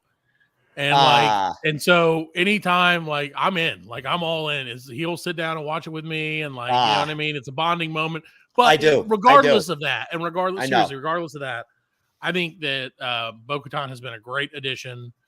I think that really, I mean, again, I have no problem with them making this more of a complex story and adding, because again, it's kind of been the same, but it's also changed where it's kind of like I said, the first like 2 seasons felt like nothing but like it was like a quest. It was just quest. I have to do this. I have to go do that. I have to go do this. I have to go do that. And that was cool. But like, I appreciate that they're like, okay, now we're going to kind of like, well, bro, if they just just gave you the armor and fucking Grogu all the time and whatnot, straight up, dude, you'd be fucked up, man. I'm telling you, yeah. Grogu is like, turn off the TV and shit. He's like cracked from my eyeballs, and like I can't. Every time he's on screen, he's doing something fucking adorable, and it's ridiculous. Yeah, I can't help it, man. That's the difference between me and you and our parenting, bro. I'll be honest with you. I like it. I would rather see my son say what he said to me after Wakanda Forever. The video, I asked him what he thought of it. He was like, "I thought it was terrible." You know what I'm saying? Sure. You know what I'm saying? No, my kid tells he's my son. You know what I mean? Like, my 10-year-old tells me everything is terrible. My daughter said fuck the other day to me for the first time on the phone in her entire life, bro. I was blown away. I laughed my ass off, and I was blown away. I was like, "Yo, Ismail, I never heard you say the word fuck ever." That shit blew you away. You know what I'm saying? Like, you know what I'm saying? And she's laughing, right? He's like, I learned it from watching you. No. But you know what? I raised her. My daughter is selfless as fuck. You know what I'm saying? Like, she hates even asking me for $1, right? But she'll take fucking 3,000 and not even thank me yeah, or call me or anything after she gets it, right? Either way, though, bottom line. This isn't a parenting podcast. We're gonna, you know what? Jen's gonna figure that out in about 250 years. My daughter, if my daughter saw Grogu and shit and watched Mandalorian, she'd be like, "Are you fucking kidding me?" You know what I'm saying? That my daughter is like that. That's what I'm saying. So I have different expectations of my kids. If my daughter started fucking with Grogu, I'd be like, "What? Like Isabella, what happened to you?" But either way, no, it's all right. Hey, listen, brother. There's nothing. He's 4. Your son's 4 years old or whatever, right? Or, yeah. Come on now. No, I get it though. Believe me, I totally get where you're coming from. I know Gunnar does. Jesse does. Cyber gets it. That kid's a tissue to be able to have something like that you can watch as a family, right? Yeah, and everyone likes. But outside of that, it's a good show. Like I said, I'm enjoying where it's headed. Like I know it maybe not everybody. We don't necessarily know where it's headed. Maybe we do. I don't know. Maybe you guys do. But like I'm enjoying watching being along for the ride and not expecting, like, I'm enjoying that, like, every episode isn't exactly the same as the episode before it. And you kind of get, like you said, you get these one-offs where it's just like, here's this random thing that's going to happen. That's cool. Like, I know there's the overarching story, of course, but like, it's kind of cool to be able to be like, okay, we're just taking a little bit off, like, just to kind of, give you a breather from this heavy ass story. Here's some random shit. Like a circumcision. Yeah, like a circumcision. Yeah, definitely. Yeah, I'm enjoying that. Like I said, I like the variety of it. Like, that's kind of, variety is what it's all about, man. Like, hey, I'm all about variety, bro. I do. I know you are, man. That's, you know, that's my shit. You're a connoisseur of variety of different. Nah, in fact, it is my shit, actually. You know what I'm saying? Like, it is my shit, to tell you the truth. Baseline. So, anyways. But no, I think it's been great. Like I said, I've enjoyed this season. No, hey, you know what? During episode 3, like I said. Listen. It's just because Gunnar's here, man. You know what I'm saying? His positivity is rubbing off on you, and so you're just like, yeah. No, but seriously though, no, listen. I like the Mandalorian. I find it very entertaining. I do. I'm glad other people do too. At least we have a show in it that we can rely on, right? And we can look forward to. I know I look forward to this. And I think they're doing a great job. I'm not unhappy with anything so far. But you tell me, Cyber, like, honestly, I don't think you've ever mentioned before, like, what does the wife think of the Mandalorian so far? Did she think episode 3 wasn't all that great either? She doesn't watch it. Oh, she's not a Star Wars fan. No. I see. Okay. Hey, my wife wants it because she knows that if she gave me the ultimatum to pick her Star Wars, sure, but I'd think about it for a second. Shut up, Gunnar. You hesitate. Are you kidding me, bro? Come on now. Seriously. Dude, no, my wife doesn't watch Star Wars either. And, like, it's whatever, man. Like, I can't. There's nothing to say. But I sat through freaking 9 seasons of Grey's Anatomy before I gave that up. Damn right I did. Damn right. How many SVUs have you seen, Gunnar? 10 times. Hey, wait a minute. I like SVU. It got. Well, good. I'm glad you do because it's the same fucking story every week. The original though. No, I'm talking about with Stabler. I'm not talking about. We're gonna, if you want to talk SVU and hate SVU, we can go on for the longest fucking. Wait a minute. Listen, if you want, I got time. Matt, the first couple seasons with Stabler and whatnot and everything were pretty solid. It started out great, but once we get to season 26, The Mandalorian, we're gonna be bored of shit of the same shit. Ice-T, baby, Ice-T. Come on, baby. Come on now. They had a good cast, man. But it's just so like, Richard Belzer, yo, come on now. See, I don't have my board set up for this. And that shit started in the 90s too, baby. It came out in like 99. You know what I'm saying? 90s show, bro. Dude, come on. Forever, man. Yo, how can you hate SBU? Come on now. Just because you're fucking anti-women and shit and whatnot and fucking once it got old. I am pro women, and that's why I'm so tired of every week it being like rape. I got raped. Oh, they got raped and then murdered and then raped again and then murdered again.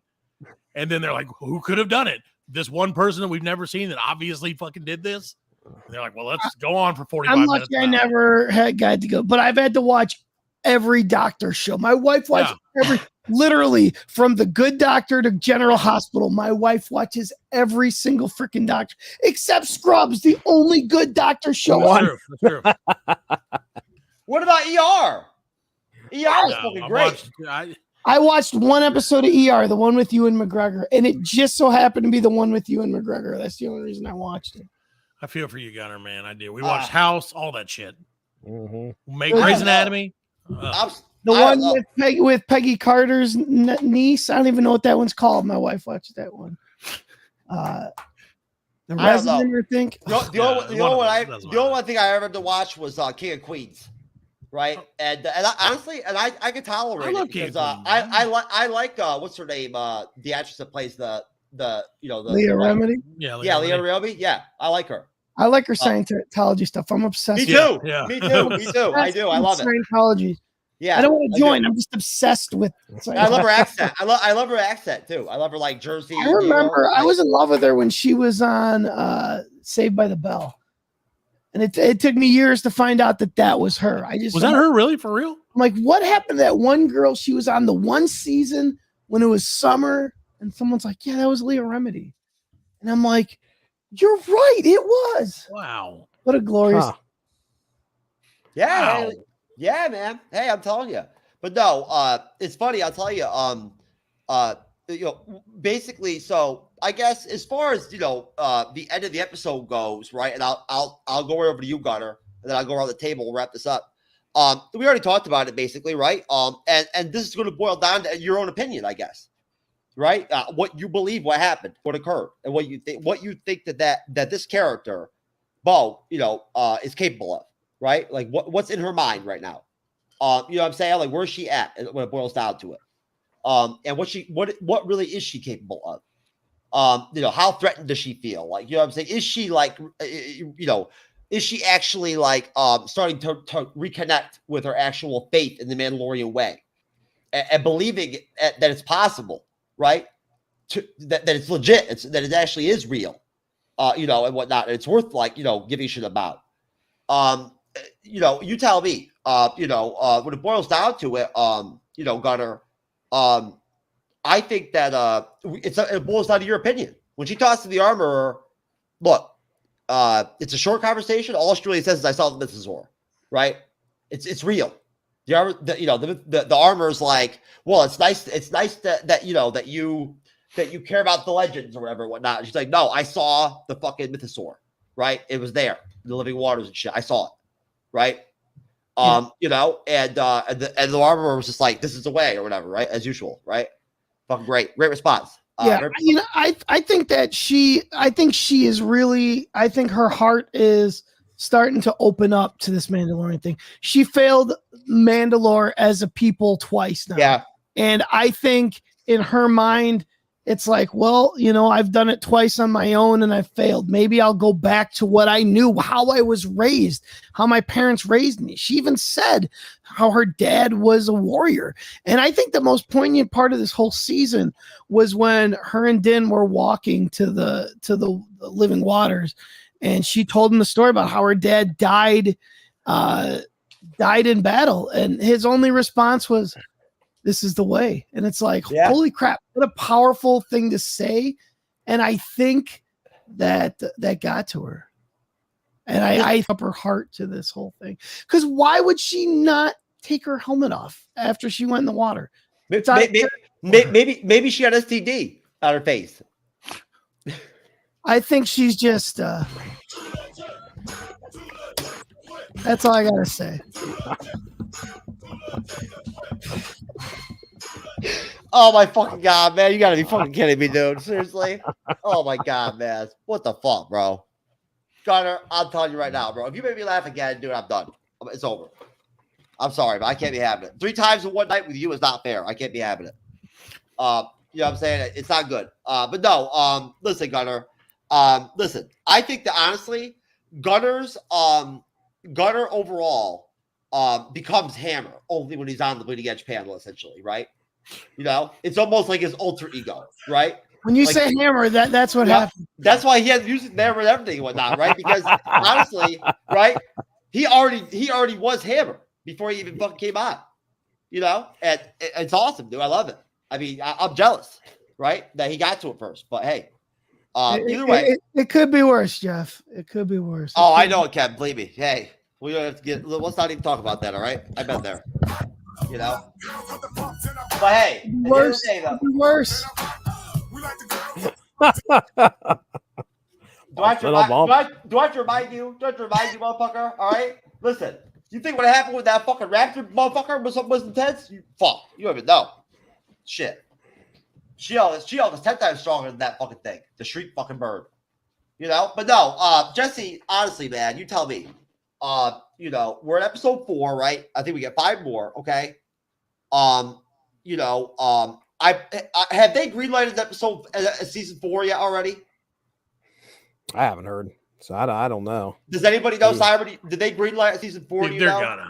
Favreau has carte blanche to do whatever he wants. Mm-hmm. Honestly, they haven't officially stated that season 4 is greenlit, but at the same time, Favreau has a certain set of seasons in mind already, and I believe it was 5. He said we're not even halfway through where he wanted to go. Yeah, wow. So I mean, this is probably we'll probably get a couple more seasons before it ends, but yeah, I mean, there's definitely season 4 will be coming. I believe last time I looked, he mentioned that he already had the script written for season 4, so he just basically is waiting for Disney to basically say, okay, start filming. Yeah, here's the check. Yeah, fuck it, man. Because no matter what happens, it won't even matter. Because like everybody, like Matt said, like Gunnar said, at the end of the day, no matter what happens, no matter how shit show things get, you can just have Google pop in and be like, or whatever. You know what I'm saying? You're good. Man, baby. Yeah, it's done. It's over. You know what I'm saying? Google can just smile and shit or whatever and be like, and cool, right? Everything's great. So it's all good. Or when he fights in battles and shit. His value, you gotta love it. His value is through the roof. Yeah, any Yoda fight is always a good fight, man. Nah, dude, shit's deep. But no, Jesse, what do you think, man? I'm getting a vibe from you that this what I said is like a dramatic version of kind of the Mandalorian. It isn't really doing much for you as far as like Bo-Katan and. No, I'm down. I'm not. I'm definitely going to be tuning into the rest of the season. I'm okay with what they're doing here. I don't have any problems with. I kind of like the fact that we're focusing on another character and maybe a little bit of more of a story arc with her, just to see what exactly is going to happen with Bo-Katan. So, but yeah, I mean, again, I don't have any complaints really because it's mixing drama with action well enough to keep me entertained. And it doesn't take a whole lot, but this is still the Mandalorian, and I'm still watching. So. You can count me in for the rest. I am definitely watching the rest of this season and just to see how things are going to turn out. Well, hey, that's a good. I like the positivity. I like the optimism. I do. I like the fact that you're also at the same time being very clear that like you're not. Obviously you're not fanboying over like what's going on right now. I'm not either. Right? I'm not. I won't lie. I like Katie Sackhoff, don't get me wrong, but I mean at the same time though, is that a shot at me, Jeff? No, look, I'm sorry, but like Andor was so epic, right?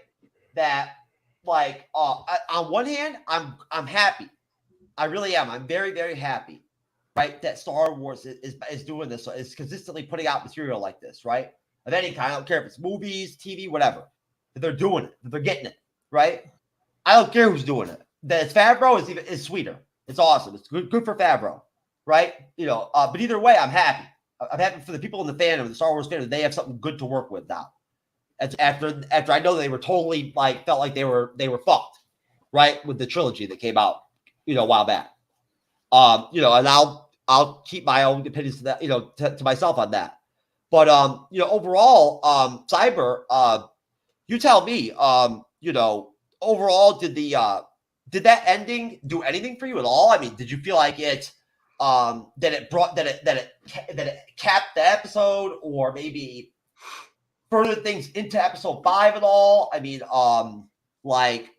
it was short, right? I mean, did you feel like you got to read it all from Bo-Katan, or you have a read on her at all as far as where she is at? I mean, that ending sequence was pretty basic, it was going to happen. She was going to mention to somebody, of course, about the mythosaur. And I definitely feel that, how it played out was pretty, foreseeing how it would play out, especially telling the armorer or whatever like that. It wasn't taken seriously and stuff like that. And that, there's more to it than meets the eye, basically. And so they kind of left it on a cliffhanger a little bit, I felt. And in the sense that, why did the armorer say that, you know, visions are being seen, or everyone that becomes more of a Mandalorian sees certain things and stuff like that. So, I mean, there's definitely, I feel we'll find out more as time goes on, but I thought it was a pretty basic ending. It didn't do much for me. I did enjoy that she said she saw the mythosaur. I thought that was really done well. And overall, I just thought it was a pretty basic ending. Now, honestly, I'm sorry, Matt. You tell me. You know, now I didn't mention it earlier, but if you go back to, like, for instance, I guess it was what I think episode was the beginning of episode 3 when Dijin and Bo took on those TIE fighters, right? And then the castle got bombed by the bombers. Yeah. Those were interceptors, which I didn't realize, right? Those TIE fighters were actually, like, souped up, like, more powerful, more shielded, like faster, versions of TIE fighters without the base model. Okay. And again, I think that's interesting, right? For me as like a sort of, I don't know where you're at, man. I'm like a very casual Star Wars fan. So I'm learning these things every day. Like I found out about the interceptor thing today, right? The Andor and the Mandalorian is why I'm doing this research. Okay. Right. That's why I'm inspired right now to do that. You tell me, where are you at right now with this shit? Dude, I'm like a medium to like medium large Star Wars fan. So like I used to be really, really into it, not so much anymore, but that's just because of like, I don't know, I guess everybody gets like their Star Wars exhaustion at some point in their life where they're like, I just need like a breather from this shit for a minute. But I mean, again, I love everything about Star Wars, but dude, I thought, I think like I said, I think I said earlier the same thing. Like I love a good redemption story. Everybody does. And I feel like the Bo-Katan story is that, like, that's what you're seeing is like her denying her like history and her family and shit like that. And like, cause she knows that shit's over and being like, listen, I want to be back part of the team, man. And I love it. Like I said, I would be down for like all of them going to war and getting to see the fucking flamethrower guy and like you said, acid dart guy, fucking bow and arrow, Mandalorian. Ever musket. Well, what if everything they, you can what if they fight, right? What if they fight and everything and whatnot, and there is some like friction and whatnot, and like and all that, but then she does turn around, right? And like get it together. You know what I mean? Like like that would be really good. I like that. Well, right? I think her getting to lead, like they made her the leader. That she's the one who was like smart enough to think about like, let me just hop in my ship because I have a fucking spaceship right here. Like I'll just do that and follow the bird guy or whatever, and then So I mean, which was a good call on her part because I was like, they all have fucking spaceships. A bird can fly way longer than a jetpack can boost. I mean, we all know that. I assume it's that way. But like, so it was good to see like she got to be the leader, and everybody was like, "Hey, you did a great job. We love you, and you're one of us." And like that, kind of helps to like ingratiate her, and also to like I said, for her to be like, "Listen, you know what? I probably like am better off as just being part of the team," but you never know. She may end up trying to fucking take over again. Well, basically, if you just don't completely fuck up, like everything's the way at the end of the day, it doesn't matter, right? As long as you eat in the corner and fucking, I don't know, I guess like you said, don't wear condoms, then you're good. Well, hey, all I can think of is like what it would be like if like you had like a reality where in all these fucked up situations, like in battle, in war, like the soldier's going to report to the fucking commander, like for a game plan, for a strategy in the battle and whatnot. And he's like, "This is the way." That's all I have to say, right? Dude, this is the way. Is the new like life is like a box of chocolates. Like you can just throw it in any time, and you can just be like, "Shit happens, dog. This is the way." And people are like, "All right, man, you're right." Like it does happen. I don't know what to tell you, man. Like that's what I feel like, and I feel like you were saying you could use it earlier, and I feel like you could use it for any sentence. Like, is that real? Is that real? Like, I mean, is there force powers involved with this shit? Like, I mean, how does this work? I don't know about that, man. I'm just saying. I know if I say this to you, they're using it throughout the series so often that I'm just like, they're just like, all right, whatever, dude, shit happens. And they're like, yep, you got it. Shit does happen. That's the way. This is the way. That's the way. All right, whatever. Fuck you. Like on we go. Shit, my fucking kid just got swooped up by a goddamn pterodactyl, and I'm like, well, that's the way. We're gonna go take a nap at the bottom of this fucking mountain tonight. Oh my god, man! Just saying, dude. That is the way. Yeah. Oh man, I'm sorry, folks. I apologize. No, but honestly, let's do ratings, guys. I'm gonna start it off. I'm gonna drop this. I'd say probably at a 7. I'm gonna give it a solid 7. Matt, you want to start? Gunnar, Jesse, then you, Cyber, wrap it up. I think, yeah, like a 7.5, somewhere in that range. It was good. It was a good, like I said, it was a good. Like, I like the adventure. A lot of action, a lot of story at the same time. Anytime you can get like story and action together, and like you're not necessarily moving the story real super fast forward, but you're getting good chunks of meat out of it, then it's definitely a good episode. I've enjoyed it. I think I enjoyed it more than episode 3. Okay. So I'd say about 7.5 is probably good. Okay. Gunnar? I would have given it a 9, but then they went ahead and threw my boy Ahmed Best in there, so it's going to go up to a 9.5 plus. Directed by Carl Weathers, so that was kind of awesome. Yeah, I meant to say that, dude. Oh, interesting. That was the surprise of the whole fucking show. Was at the end, I was like, Carl Weathers, this is amazing. So wow. 9.5. Right, I go up to an 8.5 now because of that, because Carl Weathers. And I think Weathers directed one every season so far. That's awesome. Interesting. That's awesome. Well, yeah, I'll go with an 8. I think this is probably, oh man, I don't know. Of the season, this is probably my second favorite so far of the 4 episodes that we've got dropped. So that's usually when I'm looking at this and I'm trying to figure out how well the season's going. I'm comparing it to the rest of the episodes that's happened, and I mean this is definitely up there. So I look forward to like I said, the rest of the season. Hopefully there's going to be some stuff that's happening. I have this strange feeling that Bo-Katan's going to be tempted to get that, do something, and then she's not going to do it because she's learned better. Let's see if I'm right. Let's find out. Stab Grogu in the chest with a dark saber. Oh man! Spoiler alert! I'm calling it. And then he pops back up with that fucking helmet on, and the internet breaks. Matt, you do understand, right? That if you mention stuff like that about fucking killing Grogu or stabbing Grogu and shit, whatnot, there's like people out there. No, he's got the armor, dude. We already talked about this. There's people out there like breaking it down right now and shit, right? And like crying. They'll live. He won't, but they will. The problem, they can't give him the helmet because Grogu's so darn cute. They don't want to lose that. But it'll be the helmet. It'll just be like an outer helmet. I want the armor. I want the armor. I want armor to take off her armor and go full blown naked, right? And then Grogu to wear the fucking armor, right? Together, the same episode. That'll be the ultimate for me. But Cyber, what do you got for me, baby? What do you got? What do you got on that 7, Paul? What do you got on that 7, bruh? I give this episode a solid 8. Simply for the fact that Jedi sequence that was a flashback for Grogu. That really is what made this episode my favorite part of that episode, and Ahmed Best being in it too as well. So I have to give it a solid 8. Otherwise, I thought the Mandalorian sequences and Mandalorian story, it was okay. It was par. So I give it an 8.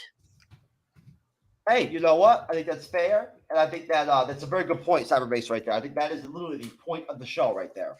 The flashback scene was utterly probably the most powerful, connective overall from a standpoint of that Star Wars extended universe type jazz, right? That vibe, you know what I'm saying? Going to that MCU, type of dynamic. And it can't take us back to like, to the stuff that we like, right? The things that are good. It's such a, from a Star Wars standpoint, right? And it's always good to see Jedi's, man, with lightsabers, dual lightsabers. That's just hot, So I think great point, Cyber. That clearly was literally the best scene of the. That was better than the actual, bow in the ship, and then the actual jetpack. Mandalorians fighting the fucking, that big clawed fucking bird motherfucker creature and shit, whatnot, the shriek bird or whatever. You know what I'm saying? Even though that was dope too. Anyways, Gunnar, listen, I was wondering, now that you're hammer and shit, right? Do you just play the fucking music for your blogs? Like, is that what we do, or? That's it. Right? I mean, do I just put up a fucking a text that says hammer? I mean, wideopenmic.net. Me and everything I have to do. That's all you got to say. Wideopenmic.net. Okay, I got you. All right. Why open that? I'll pull that up. Matt, please, sir, inform me on what's going on over the Blackwood Collective podcast, where, of course, I have done some fucking dope ass Band-Aid reactions with these guys, man. I'm telling you right now. You want to see some fucking sick ass Bleeding Edge reactions on the MCU'S Bleeding Edge YouTube channel? I don't usually throw many plugs, but yo, them shits are dope. I'll tell you right now. Me and Matt and Freddie and fucking Alan got after it on the reactions. Baby. We were doing it. I think Fred was watching at some point tonight because he was texting me. He kept telling me to fart on screen. I wasn't going to do it. Freddie, you motherfucker. Right? I like bitch. You're about as effective at communicating as fucking Grogu. If you hate Fred as much as I do, you should tune into the Blackling Collective podcast and listen to me be like, Fred, you suck. But Fred's awesome, dude. I can't lie. The guys are awesome. We're approaching our 100th episode. Where I think 85 that's will be awesome. Recorded tomorrow night. Yeah, so we're plowing through, man, having a good time, and fucking who knows what we're talking about? We don't. Hey, tomorrow night you're doing fucking. I saw your promo. Were you guys doing something having to do with like Puerto Rican sex groups or some shit like that? Yeah, Puerto Rican Sex League. That is the name of the last episode. Puerto Rican Sex League. Yo, that sounds Alan, dope. our producer, Alan, is of Puerto Rican descent, and he didn't join a sex league. He would like to join one, but he lives in South Carolina, and there's not a lot of not a lot of Puerto Rican sex leagues in South Carolina, surprisingly.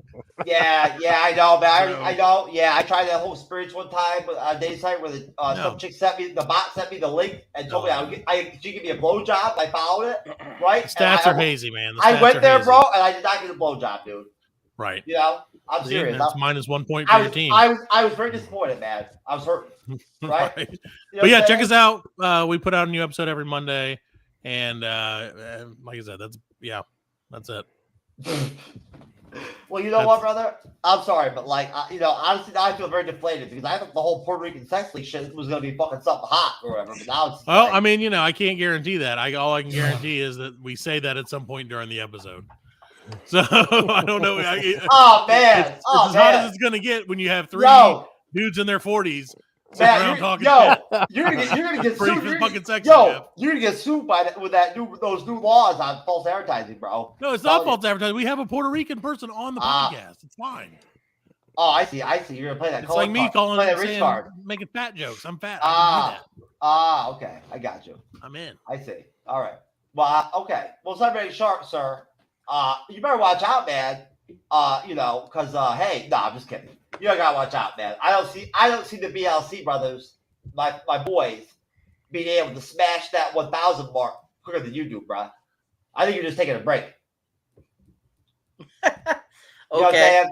I think you've been chilling a little bit because you needed some time. You make a lot of content, man. You make a lot of content, Cyber.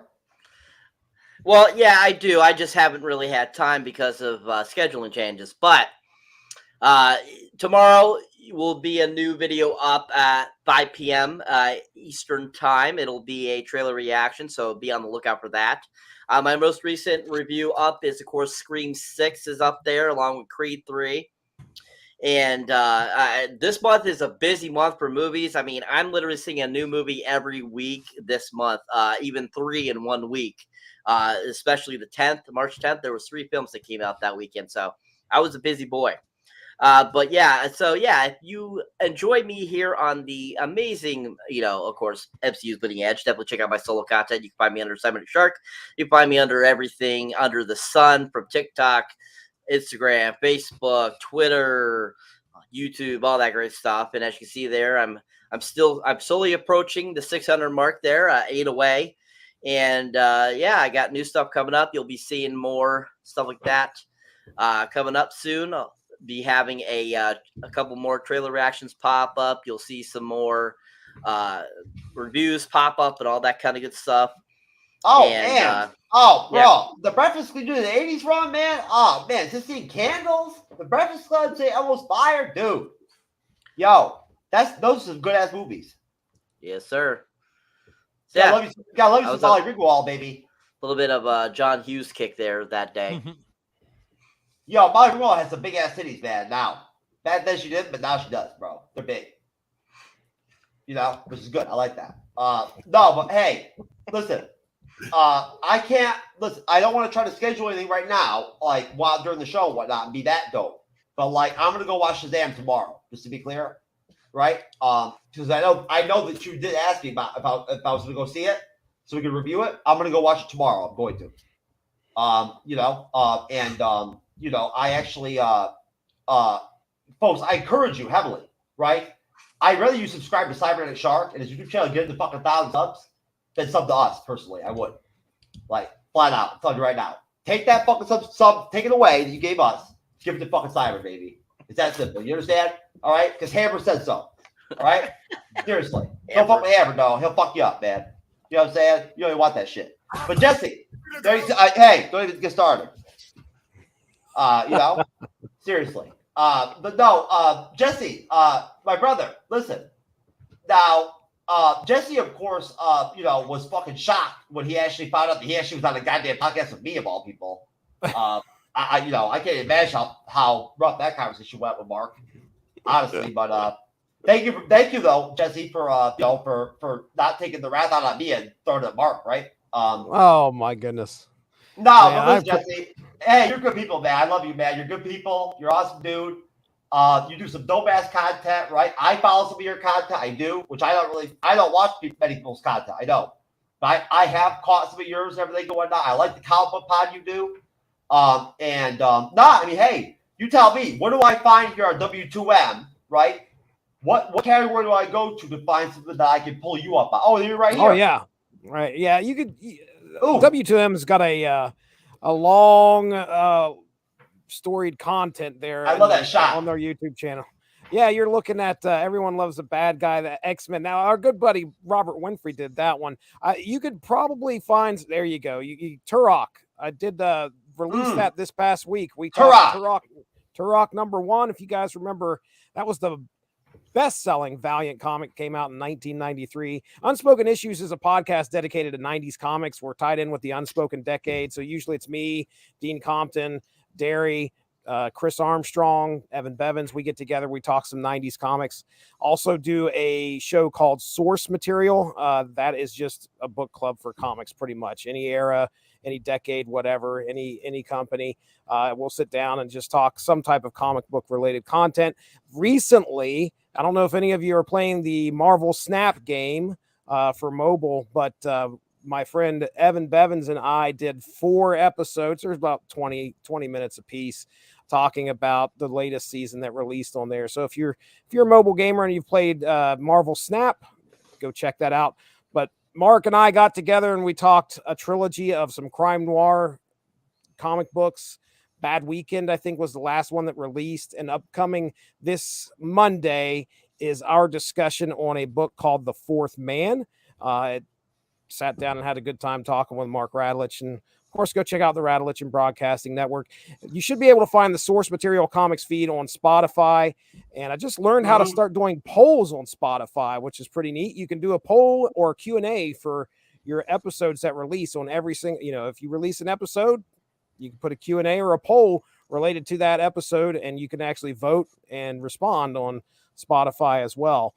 So I've been starting to do that. So if you're a Spotify listener, just go check out the Source Material Comics feed. You should be able to find us over there and get all the content plugged straight into your Spotify player. So that is where I'm at. Thank you guys for having me on here. I'm sorry I didn't make it last week, but I'm glad I got to talk this episode instead of last episode. I think this one was a good one. Hey, you know what, man? You're probably right. Honestly, to tell you the truth, you're probably right. I would agree with you on that, without question. And yeah, hey, shout out to Mark Rutledge, shout out to Alexis Hania, love you, hon. Shout out to Religious Broadcast Network in general, all good people over there, right? Love Robert. I know everybody over there pretty much. I think I've recorded with almost everybody there at some point, right? Other than maybe Jesse's co-host and like 1 or 2 other people, right? That's it. And hey. The Whiskey Rebellion, folks. I'll plug something that's actually my own content, kind of in a way. I've actually been lucky enough and kind enough to have Mark even deem me a special guest host along with Jesse, right? And Robert Cooper, right? Over the Whiskey Rebellion podcast, which you just do once a month, right? Because that's all they can tolerate me over there. Is that one show. So and it's fun, right? We talk about serious shit. It's not like MCU'S Bleeding Edge. It's not fandom stuff, right? We talk about real shit. Last time we did a article on the top 20 ranking of best war movies all time. That was dope. We had a discussion about, and then we had a heavy discussion about in current times right now in our culture, society, what you need to do to teach a son to be a man, right? Like what is that about nowadays?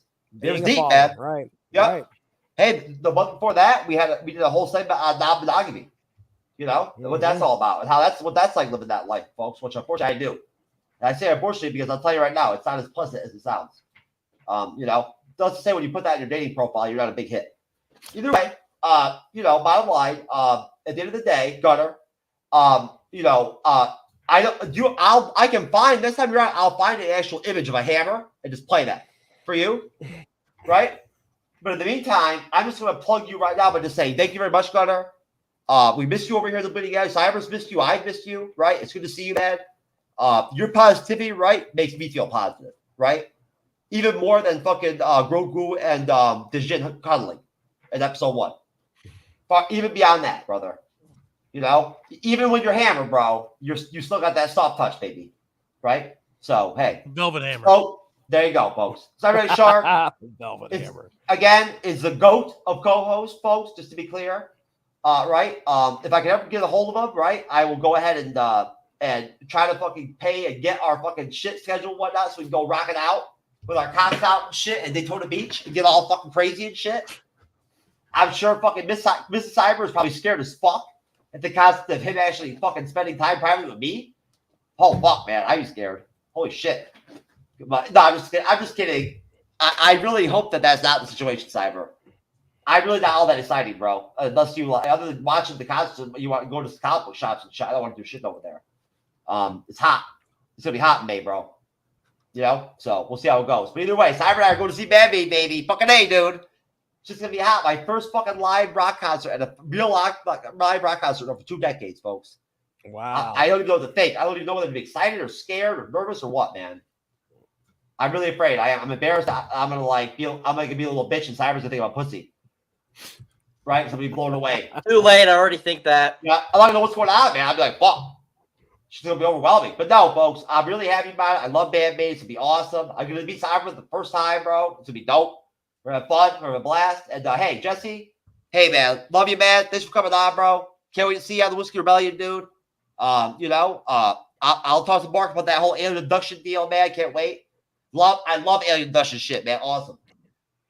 Matt, hey, bro. Listen, man. It's absolutely a gift to the Bleeding Edge for you to pop out tonight in the panel. Thank you for having me, man. I had a great time. It was nice meeting all you guys as well. Hey, listen, Matt, it was awesome. I don't get a chance to record with you very often, bro. Thank you, man. Yeah, we're recording right now, so that's I know. You can thank Alan for being a slack ass. That's why I'm on the show tonight. Hey, those guys work hard, man. Freddie Allen work hard. I don't tell him that. No, you all work hard. I'm just saying, y'all. Thanks, man. I don't. That's all right. Anyways, Grogu don't do shit either, man. You know what I'm saying? He ain't do shit. You ain't got to work when you got a body like that, baby. Nah, man. Hey, when you were just fucking and just stand there and smile. But no, folks, listen. I love y'all. We all love you. Friday, and that's Friday. 2022 MCU rankings, baby. All 9 releases, 2 shows. Fucking intense. Straight fan service. What's up? I'm gonna beg Hammer to come on. When he was Gunnar, I could just ask him. Did he come on? But now he's Hammer. I gotta fucking beg him and shit. Who knows? In Florida. Yeah. Who knows? Anyways. Yeah, Friday we're doing the right show. No, Cyber's gonna participate. We're gonna do it. We're gonna get after it. I've already got the panel started and whatnot. Sunday, on the Sunday show at 7 p.m. Eastern, I'm breaking down the Secret Invasion series, which we still have an official list date on, but we're gonna get soon. And we'll be covered. So, can't wait. I'm actually stoked for that too. I am. I hope you are too, Cyber. Folks, we love you. God bless you. God bless the panel. God bless everybody in the comment section. Thank you very much, Ian. Thank you very much, Derby. Peace out. We'll see you next time. God bless Grogu. There you go. We love you. We love you, Grogu. You're the best. Grogu, you're the best, baby. I swear he said this is the way in the last episode. Yeah. The 3rd episode. I'm telling you, his first word's going to be, catch me outside. You know what I'm saying? I'm telling you, man.